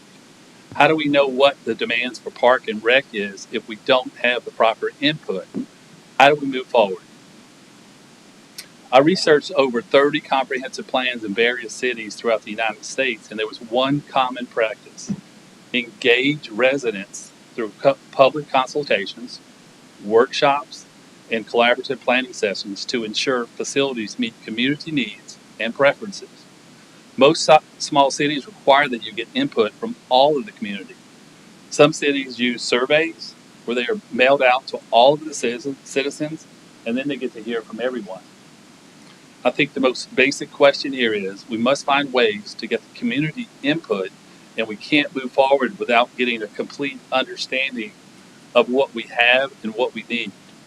From my research, most comprehensive plans require a map of all the parks and recreation, and I didn't see it on this plan. Finally, I have one question, and I'd like to do a poll. Does the board think that there's been enough community input? What about the audience? Do y'all think we've had enough community input? Show of hands. We are not just keyboard warriors, and we are not just a few people. We are the people's voice. We are the ones showing up for the meetings and showing up for the meetings. We want to be heard, and we appreciate you giving us the time to be heard. And I think, thank you for truly listening to us. All right, thank you, Steve. All right, next. Okay, this is the last time for the speaker, and it's 7:26. Is it? Did you want to go instead? This is going to be the last one. Okay, appreciate you. How y'all doing? Greg Gibson, 6516 Shoshone Drive, Ward 1, as well as Ward 2, because my parents still own home at 1004 MLK. I'm just standing in here speaking on behalf. I noticed in the comprehensive plan that they had a road going straight through Robinson Street to loop around to Cass Alley, not Cass Alley, but General Pershing. But, you know, nobody, again, we've got to come and have conversations because nobody was aware. When I went to the comprehensive plan, I talked to one of the guys from the slaughter group. The writing for the road maps were so small you couldn't even see it. So I had my camera trying to look it up to see where these roads are running through. And then I look up, they got a road that's going down the railroad tracks north and south, which is going to heavily impact Macedonia. And it's going to heavily impact Robinson Street, that traffic flowing in and out. But it's no conversation. So I'm begging you to pause on this, and each ward should have a ward meeting and talk about it and have open discussion. And we did not, if you're looking at 18,000 people in Ocean Springs, we didn't get 10% at this meeting. It may have been 80 people there, if that. But this is just not enough time to get a 155-page document to go through it, because when we talked to some of the aldermen, they have not even read it that night when we had that meeting. So please, I just ask that you just put it on pause, have community input, bring the stakeholders together, and let's talk, because it's too much division going back and forth with the different boards.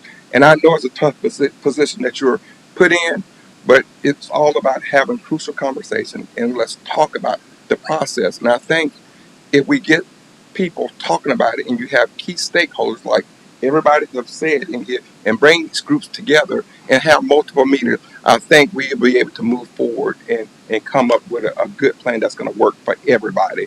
Thank you so much. All right, thank you, Greg. Will, did you say that was time? You got 2 minutes if you want. I do. Yeah, come on, Shannon. You can have your full 5 if you need it. I don't need it. Shannon Pfeiffer, 716 Hidden Oaks, Ward 4.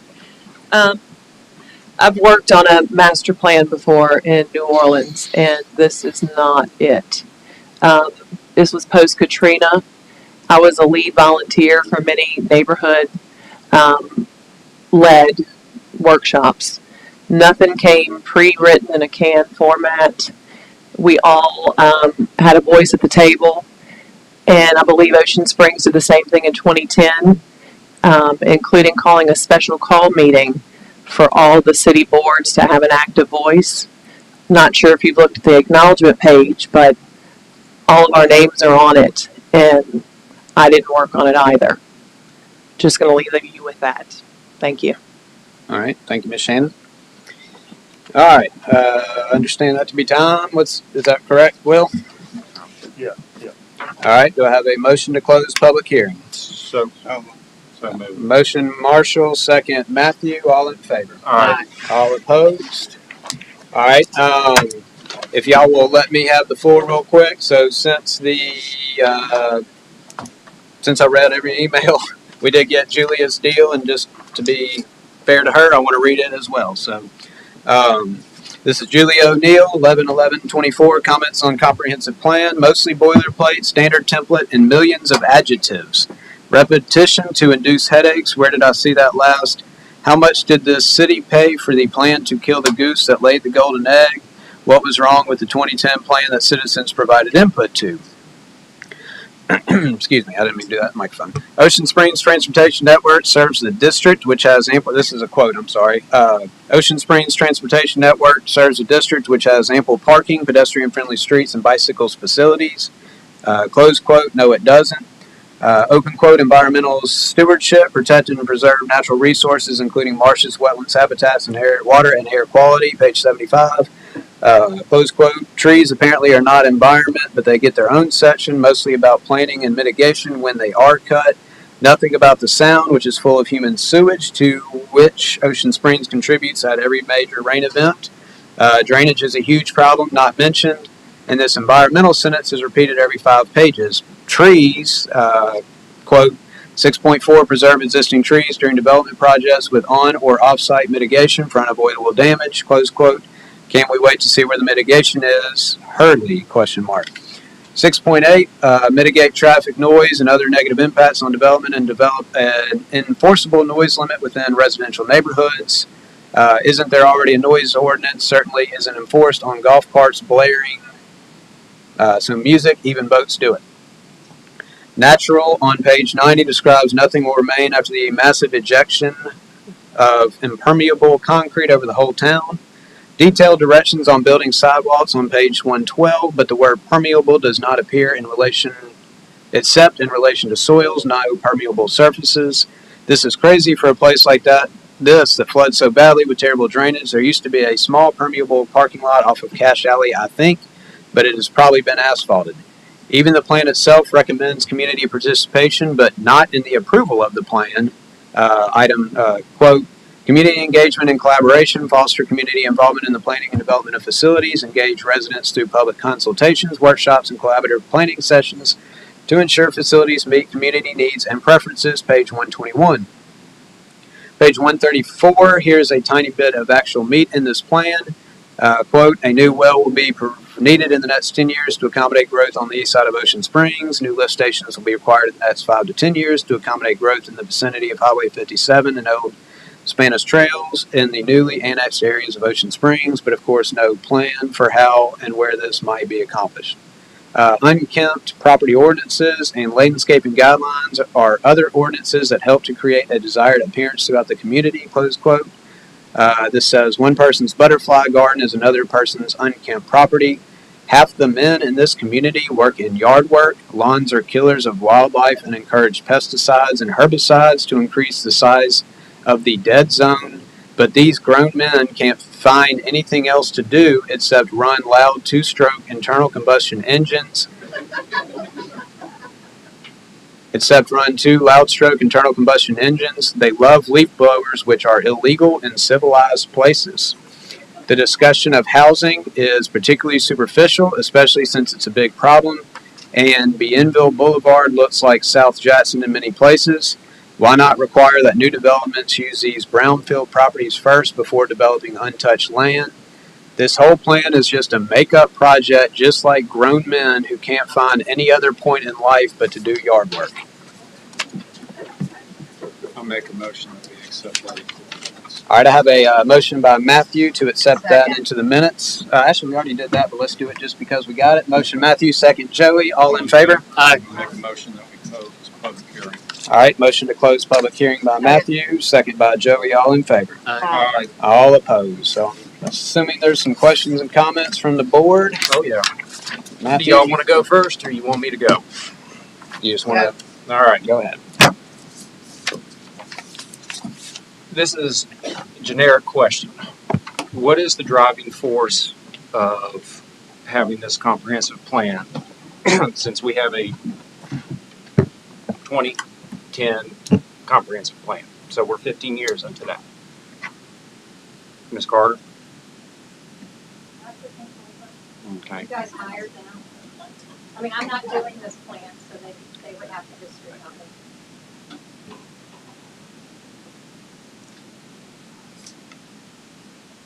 It's advisable that a comprehensive plan be updated periodically throughout its course.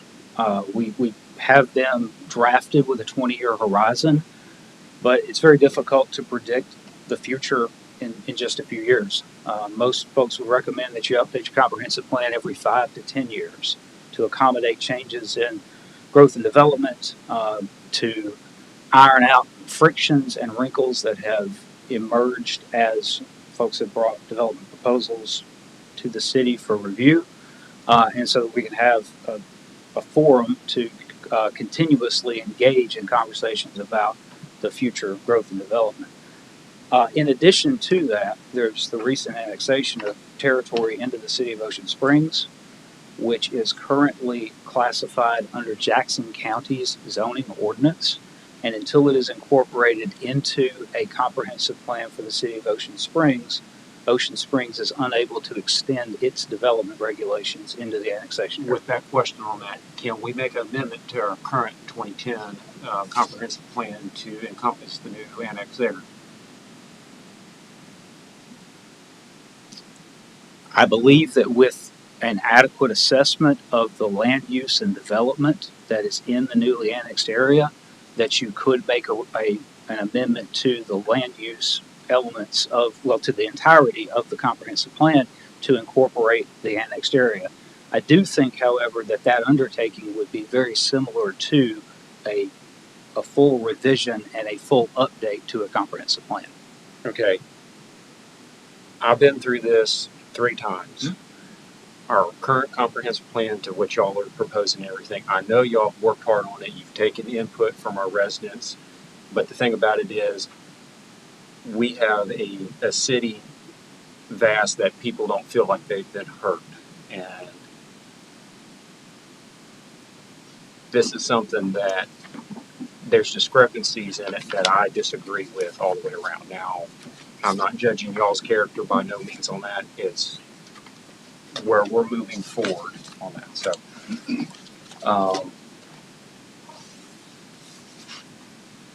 do you have any other comment? Okay. So, all right.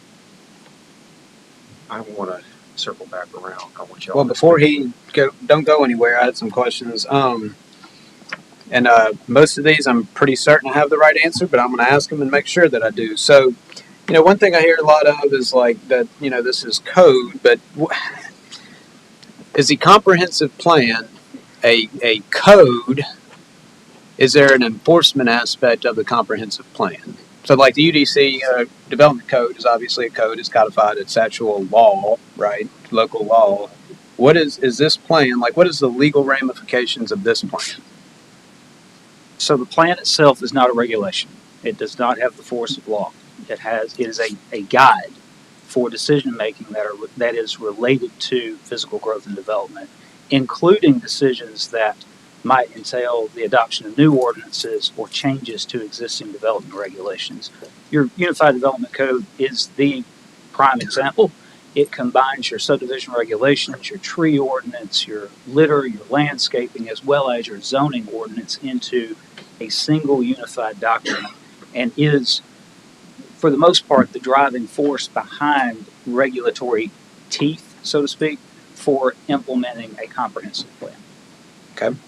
Yeah, Andy, I'll just add to that, section 1.5, I mean, the comprehensive plan, as you know, is mentioned in the UDC, but section 1.5, consistency with comprehensive plan.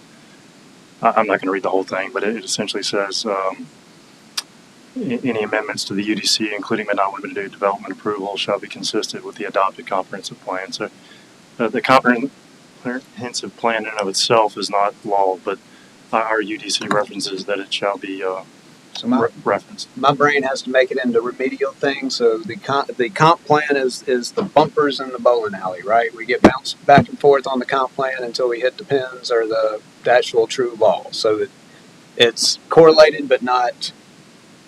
It isn't the law itself, correct? Sure. Okay. So another thing I heard a lot tonight is, my property is being rezoned, all of that. But I mean, this is a future land use map. This isn't codified. This isn't a rezoning of any sort, right? This could be used as ammunition. As a backup for saying, hey, the neighborhood has changed. It was recognized as commercial on the future land use, but nothing changes with the zones until somebody goes forward with an application, correct? That is correct. Okay. That's what I figured. I just wanted to make sure. Matthew got two of my questions already out of the way. So I've heard, and it was written in one or two of the emails as well, but the comments till the end of November, can you comment on what that is? When they say we've heard residents say tonight, and it was in the emails that there's comments are supposed to be open until the end of November. Is that correct?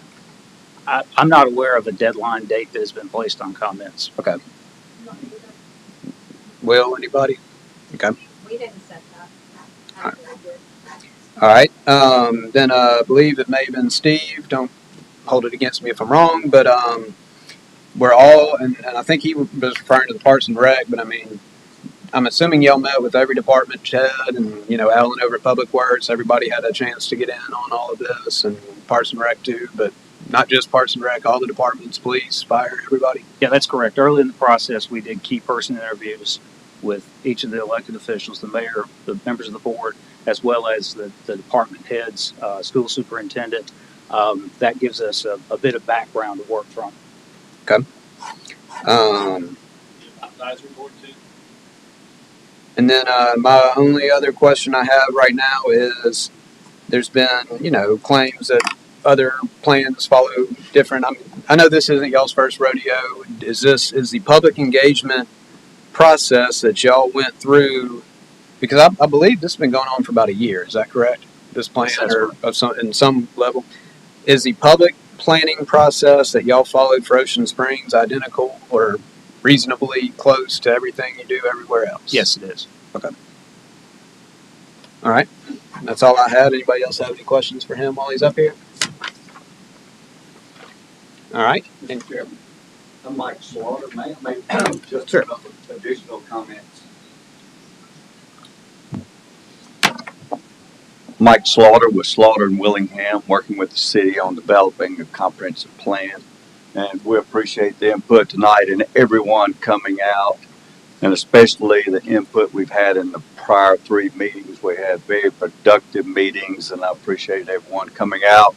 Like one gentleman said, it would have been nice to have more people, but we can't make them come out. But we did have some great public input meetings.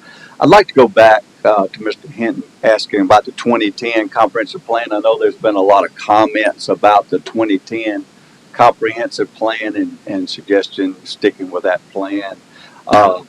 In general, a 2010 plan for any city is a plan that's out of date.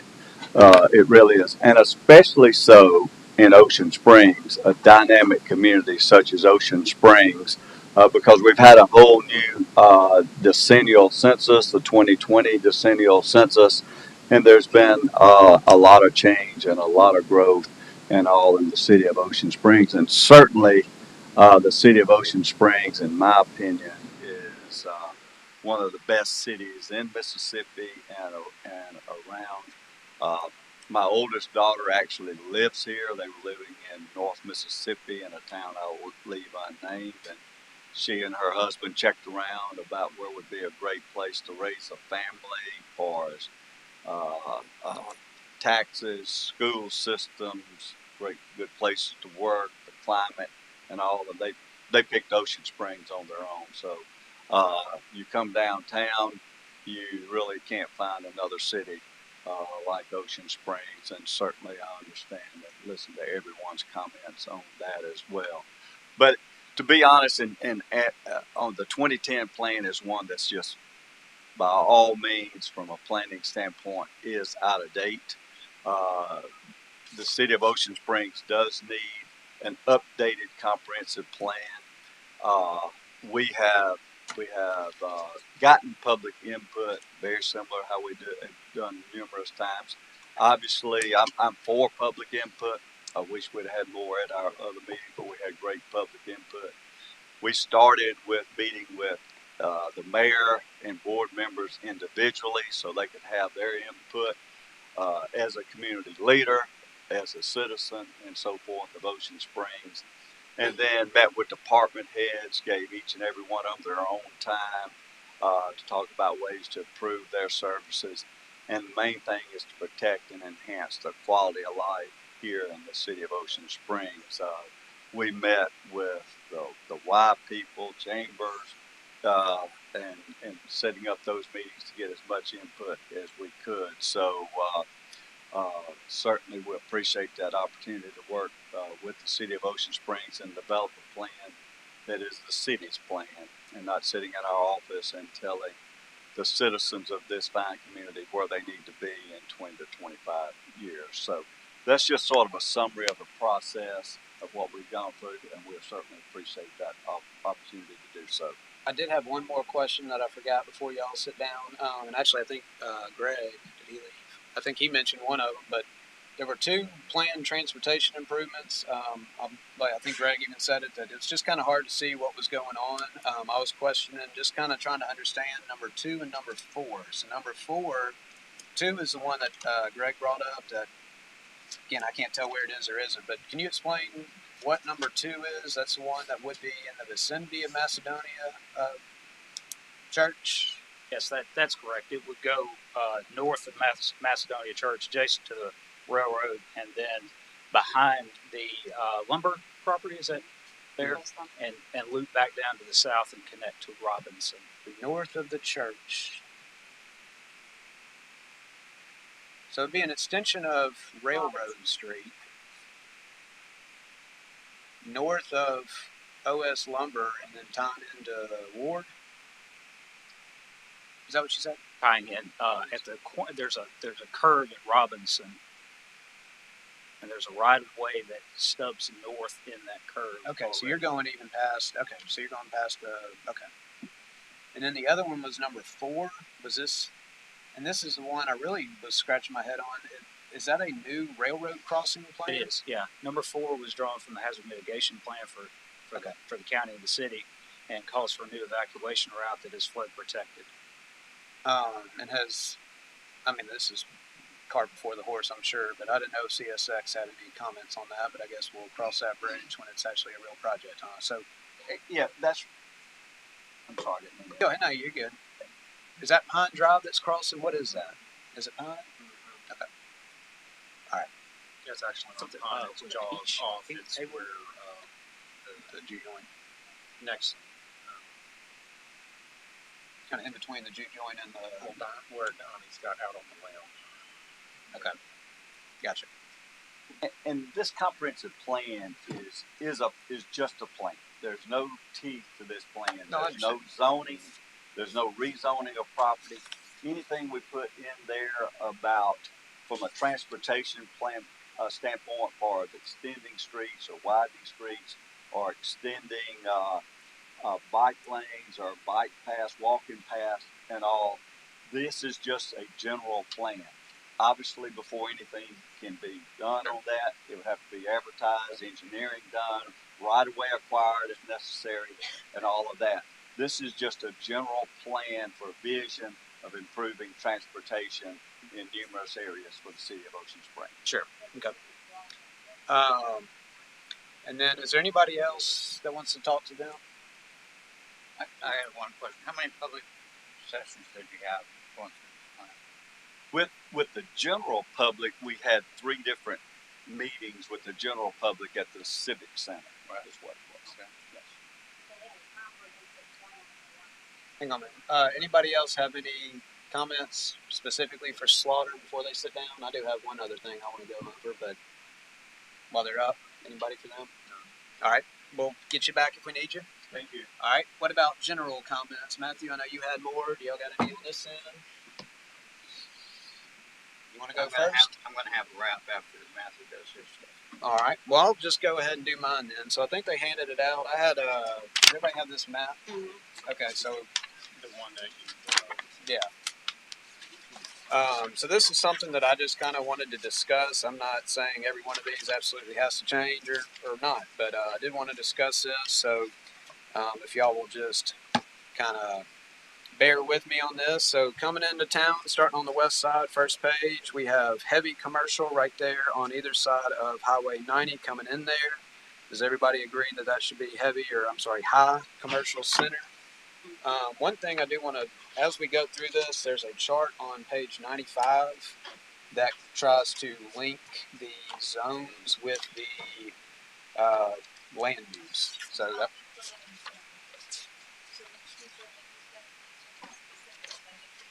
Right. So when I went through and did my map, I kept this on one side, one screen, and this on the other, just saying, okay, so are those 2 properties, are they going to be more towards the CMX2 and highway commercial, or are they going to be more towards the neighborhood commercial and community commercial? The 2010? Yeah, and I know we did a lot of studies and old renderings and everything, but anybody have any thoughts on that? Is that a high or is that a low? It is Highway 90, which would be high. It's the gateway, which may I would consider it to be high. Yes to high? Yeah. Isn't the north side where they park go out to the fishing pier? Well, it is, but there's more property there than just that. Yeah. Anybody else have any thoughts or comments on whether or not that one's appropriate? And that's one of the toss-ups for me. I didn't have just a strong opinion either way, but I did want to make sure it was discussed. Kind of a bigger one for me was, actually I put it in my email so it's a little easier for me to say, but this is medium residential. So I was thinking there's a lot of pink west of Washington. Basically everything west of Washington and north of Porter, bounded by the railroad track, is all pink, which is low commercial. I was thinking probably closer to Rayburn West would be more of a medium residential. I believe it's more or less all developed out as medium residential as is, so I'm not sure. I also don't know that people are going to get off of Porter for commercial uses as strongly either. So that was my thought process on kind of basically the railroad track to Rayburn to the top of Porter, lots facing Porter. I was thinking maybe more residential. Does anybody agree or disagree with that? I don't think the high commercial is appropriate. We need to go down a little bit. Are you talking about for these 2? Yeah. To extend it. All right, so Joe says he likes the low on there. I don't know that we need to do a vote, but this we need to have a work session. This is not a work session. This is we can put our thoughts out right now, but as the planning commission as a whole for this, we need to actually have a work session. all right. Do you want to keep talking about what I did, or do you want me to shut up and hold it? Well, I mean, it's all going to come out, but the thing about it is, when I look at all the maps that have been proposed and everything, there is so many discrepancies across the board for what their proposed zoning changes are that it's not the character of Ocean Springs. The future land use is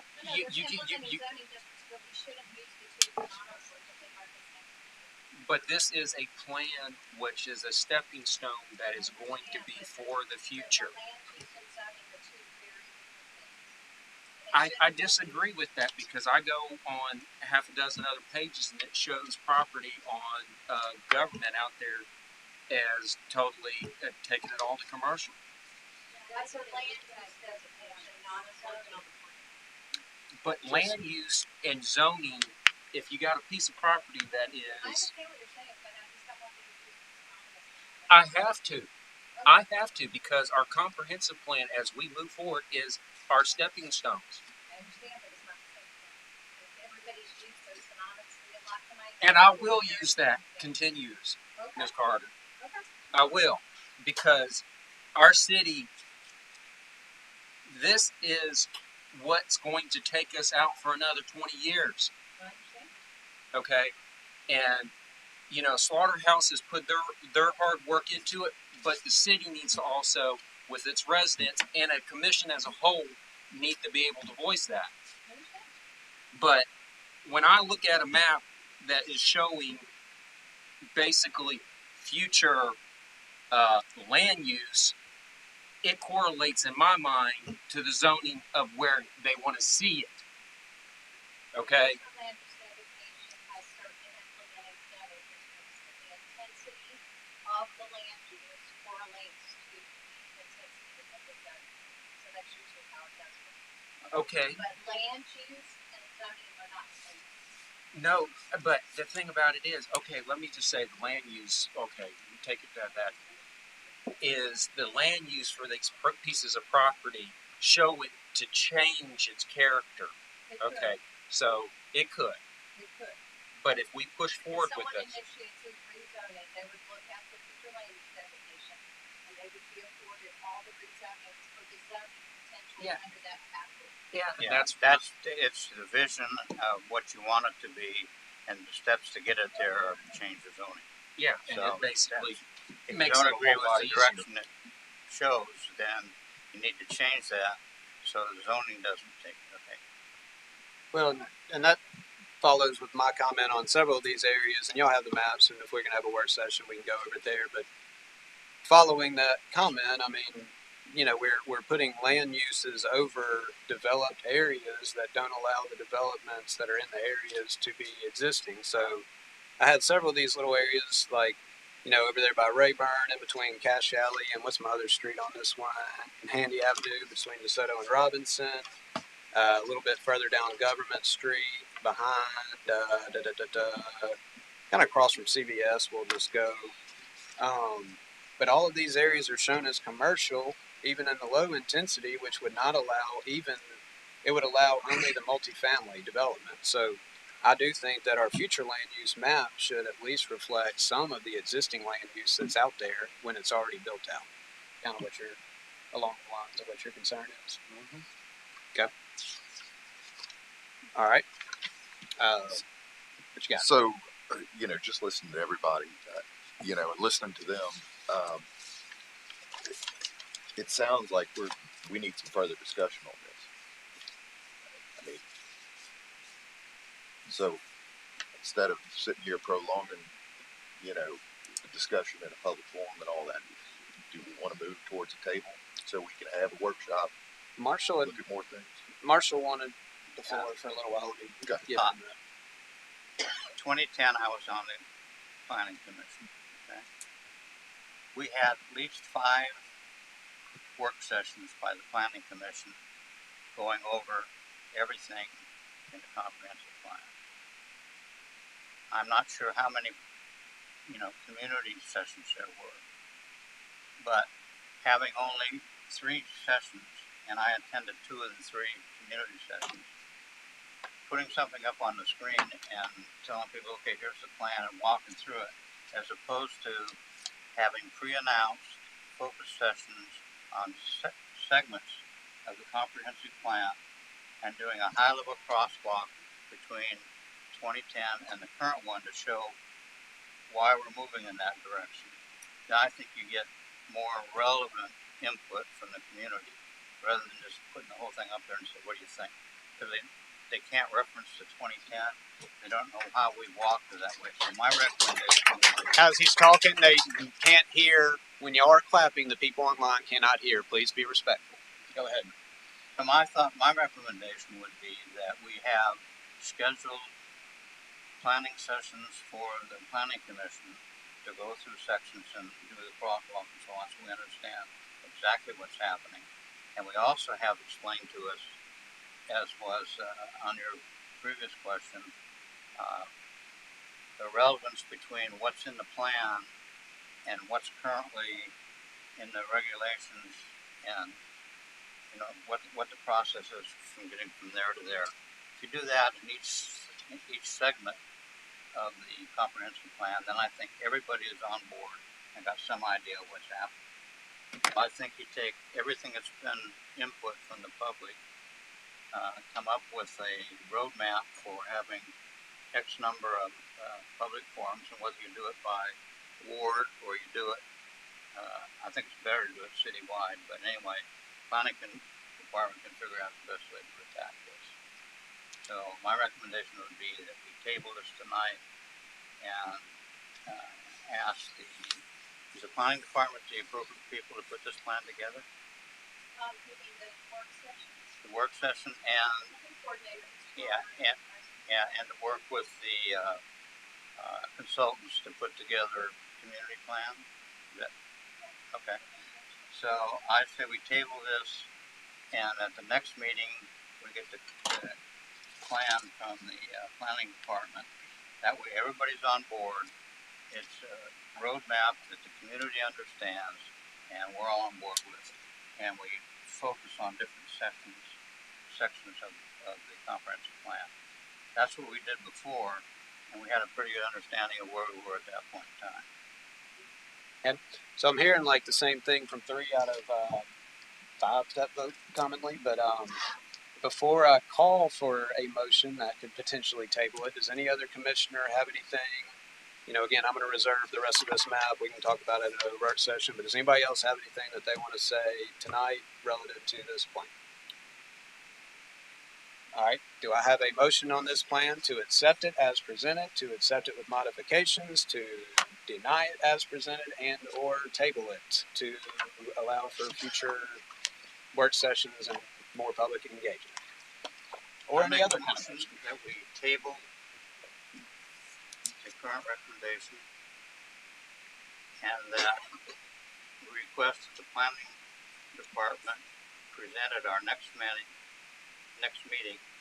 a plan for community sessions and for work sessions and a timeline to accomplish that. Andy, can I just add? Come on. Yeah. I would suggest to make the motion to table to a future work session to be determined, not necessarily to be after the next meeting. We can work on whatever y'all's schedules are able for a special call. I mean, a work session is an open meeting to the public, so I don't want to have to delay it until, December or who whatever. Who knows when? Marshall, Just whenever. No, I don't agree. Look, when I say a roadmap from the planning department, that lays out when the work sessions will be and when the community involvement sessions will be. That's what I just did. All right, so Marshall, I just want to make sure, so you are staying with, and let me make sure I got it right. So you want to table this until our December, let me get it, well, it was the 3rd, so it's the 10th. So you want to wait until the December 10th meeting, and at that meeting have planning department give a outline roadmap, as you call it, of moving forward. So in your motion, you're expecting we wouldn't vote on the plan in December. We would have a outline for where we go from We there. would have a roadmap in terms of how to develop these things so everybody's involved in the process. So your motion expects the planning department to say, hey, on December blank, we're going to have a meeting with just planning commission. On December blank, we're going to have a meeting with, that kind Whatever of thing. they come up with, which makes sense in terms of around everything else that's going on, to say that, let's just say, for example, 5 community meetings and 5 work sessions on here. Yep. And they'll figure that out in terms of what works best in terms of, and then when you do the community sessions, and same with work sessions, you would work on portions of the best way to break it down in terms of, if you can do it in 3 sessions, fine. Yep. But you don't, so I think Will was saying, like, can we do it as a special call in between now and then? But you want to wait till December 10th in your motion. I don't think need some time to put a plan together. I don't think we have enough time between now and December to have work sessions and everything. Oh, no, I know, but I'm saying we could have work sessions in between. I want to do a couple work sessions, and we can have public comment and all that kind of stuff with it. So I want to push this. We need to have momentum moving forward with it. But this needs to be. But you agree to wait till the 10th to talk about it again, and not try to get anything in between. Not talk about it, get her input. I know, but I mean, And then we'll take it- about the roadmap. No, Yeah. I got you. Yeah, there's no rush. Okay, we got until 2045 to put this The only together. question I do have on this and everything is the new annexed area and everything is that can we temporarily make an amendment to our current comprehensive plan to take in the newly annexed area? Is that something that can be done? I think the slaughterhouse said it can, but they have some issues, We're under contract to pay for this. Yeah. So it wouldn't make much sense to do an amendment because we have this. But we got to move forward because the state is holding us to, we've taken this area The in annexed and, area has to be used in a big year. right. And that's going to be coming up, 11 is the year. right. So that doesn't require any comprehensive plan. That can be done outside of that. No, you have to have it. The plan has to be completed because I have to have it implemented in zoning districts for future land use. I guess my question, and it's back to slaughter, you say it would have to be an effort to pretty much an identical effort to do it, but I don't understand that because you've already done it, right? I mean, this is the annexed area, right? But here's a question, just talking about City of Biloxi, when they annexed north of the interstate and everything, they didn't have to go out and have a whole new comprehensive They plan. just added. They just added. Right, yeah. but I'm saying, I don't see why, if it's in this document already, why it's a new effort. Why can't this just be the addendum, just whatever the annexed area is, I don't know exactly, but why can't this just be the addendum as it's already existing? Because they're looking at rezoning out there and all the other stuff, and what the county has it zoned at to what the city needs to zone it at. But they would have had to do that to get to this. Right. So why can't we just cherry pick the pieces out of this that we already paid for and do the addendum based on what's already been done? That's a question. If you want to address that. I would discourage that simply because a comprehensive plan is intended to be truly comprehensive, to address all elements of your community and how they work together. The second reason I would take a pause and give that some consideration is because those four elements have to be addressed in order to have a compliant comprehensive plan. You have to address land use, you have to address transportation, and understand that there are maps that can be zeroed in and targeted from the work that we have done. What are the four Address things you said? Land use and transportation. What land else? use, transportation, community facilities, goals, and objectives, which we have at this stage developed comprehensively for the community in a way that is presented with flaws and critique still coming in, as it should. That is presented as a structure for a comprehensive assessment of the entirety of the city. And so that's the feature of an update to address an annexed area. I just needing don't to see. address those four. So transportation, you have 9, 10, and 11 are in the annexed area. Are you saying that if we don't do the sidewalk improvements on Front Beach, we can't connect Ocean Springs Road to 57? I think what I'm saying, or what I am saying is that if you were to go through the transportation goals and objectives, what would you extract from that only applied to the annexation area versus applying comprehensively to the entirety of the community? And then are we not somewhat in the same dilemma insofar as if there are critiques that we need to absorb and think through with the community regarding those goals and objectives, would we not be in the same boat, so to speak? I don't know how to separate those things out. I have a question. Okay. If we didn't have, Can I add one thing, and Yeah. then we'll go get to your question? Obviously, what you're asking, if we're directed by the mayor and board to do something along those lines, we would work at the pleasure of the mayor board on that, in that direction, to go back to that 2010 plan. but, Mr. Willingham and I think the best planning practice is with the, new comprehensive plan to provide the basis for zoning in the new annexed area.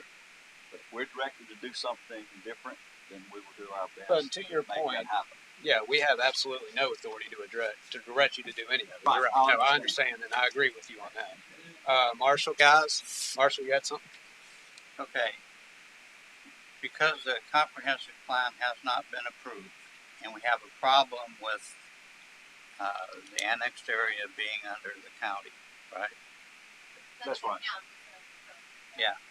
How can we change the zoning now because we haven't approved this comprehensive plan?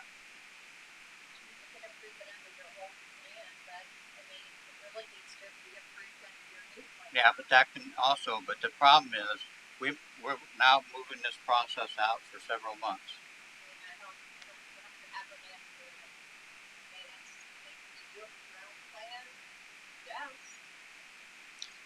All right, so just let me mention something that you may or may not want to do, but I'm just going to mention this.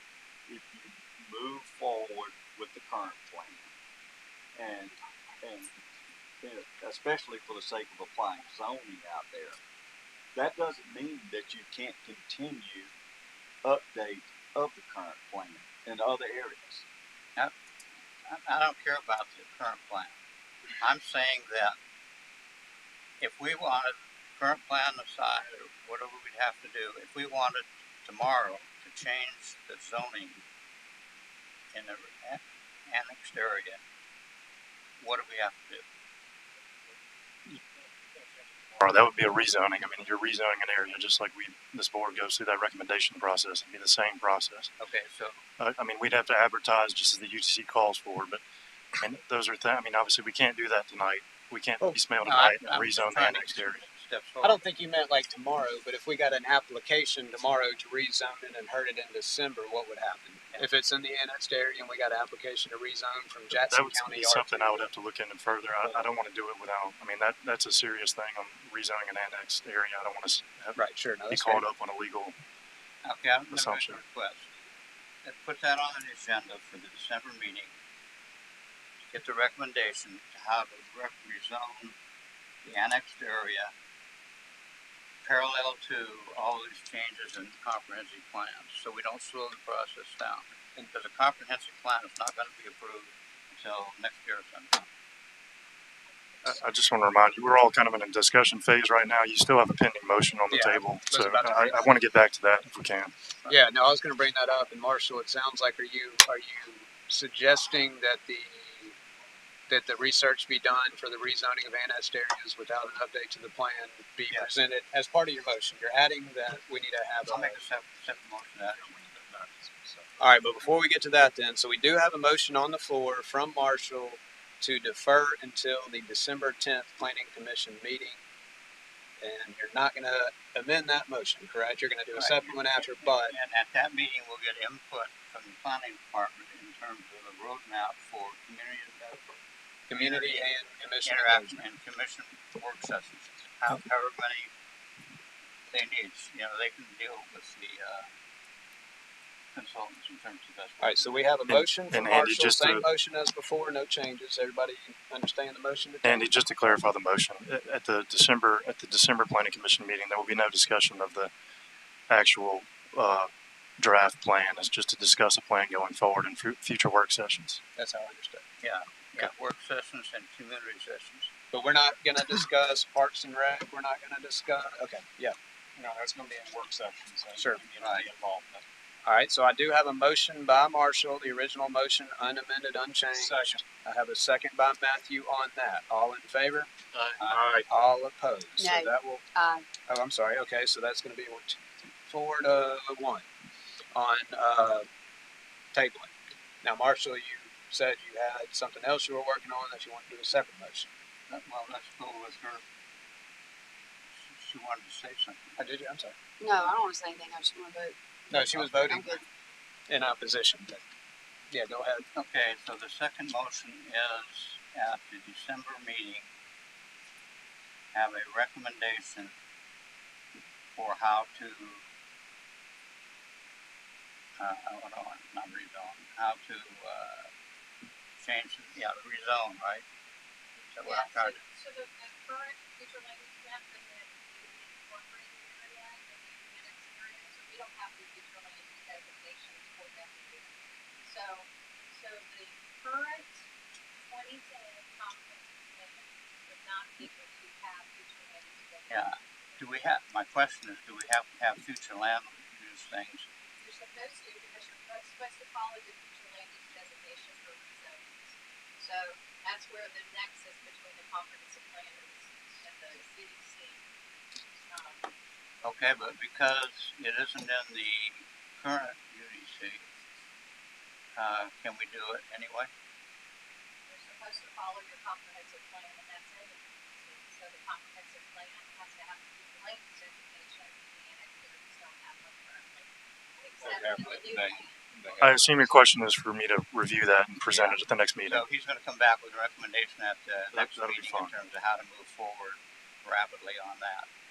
Parallel with what the new comprehensive plan is doing. That's fine. I'll do it. I don't need a motion, but if you want to do a motion, that's fine. He doesn't need a motion, good. Put it on, it'll be on the agenda. Yeah, if you can, just so I understand too, Marshall, basically what we talked about a minute ago is how can we get the annexed area covered for rezoning to meet the state law without having to necessarily do this full booklet like tonight. Is that correct? That's Is what. there a way, because that's a problem for the city not having that? Well, there's a way. There's surely a way. Well, I say there is. Hell, I don't know. I'm not an attorney, but but we have to find the way, right? Yeah. Go ahead. So basically, what I'm hearing from the planning commission is you would like to look for a legal way to sort of expedite the zoning. Yes, correct. For the newly annexed area. Correct. Get that in place, and then come back and complete the new comprehensive plan, which will take more time. Correct. I would think that Will dealing with you, y'all work with That's Will what you're on looking that. for. Right, that way we're moving forward in a positive manner. Thank you. Okay. So Will, you're good with that? You know, you got your charge. All right. Not making a motion in that regard, then, right? No, I don't need. All right. Well, we're done with that one. I'm going to scratch that off for those of y'all that check off your bulletins at church. All right. Item 5A. The public is invited to address the Planning Commission for up to 5 minutes for each speaker. For a maximum period of 30 minutes, the Planning Commission will take all comments under advisement. Please identify yourself before speaking. So if you have any non-agenda items to discuss, now would be your time. It's rare, but it happens. Go ahead. 5 per person, 30 time. My name is Eamon Mahedin, 1219 Monticello Boulevard. There seems to be some confusion about what is the relationship between the UDC and the comprehensive plan, and this issue really ends up being a matter for the law and the courts. In 2022, the Supreme Court of Mississippi ruled that city ordinances and plans are now matters of law. So that's the first key breakthrough in the last couple of years. The second thing is that the Supreme Court will not, or a circuit court will not reverse a board's decision unless they think that the decision is arbitrary or capricious without any substantial merit to it. So part of a judge's decision about whether a decision will be arbitrary or capricious, they will see, is it consistent or not consistent with the comprehensive plan. So in the end, if you have this comprehensive plan that no one agrees with, the judge will look at it and say, well, the Board of Aldermen did not make an arbitrary and capricious decision. And the reasoning is because it is consistent with the comprehensive plan.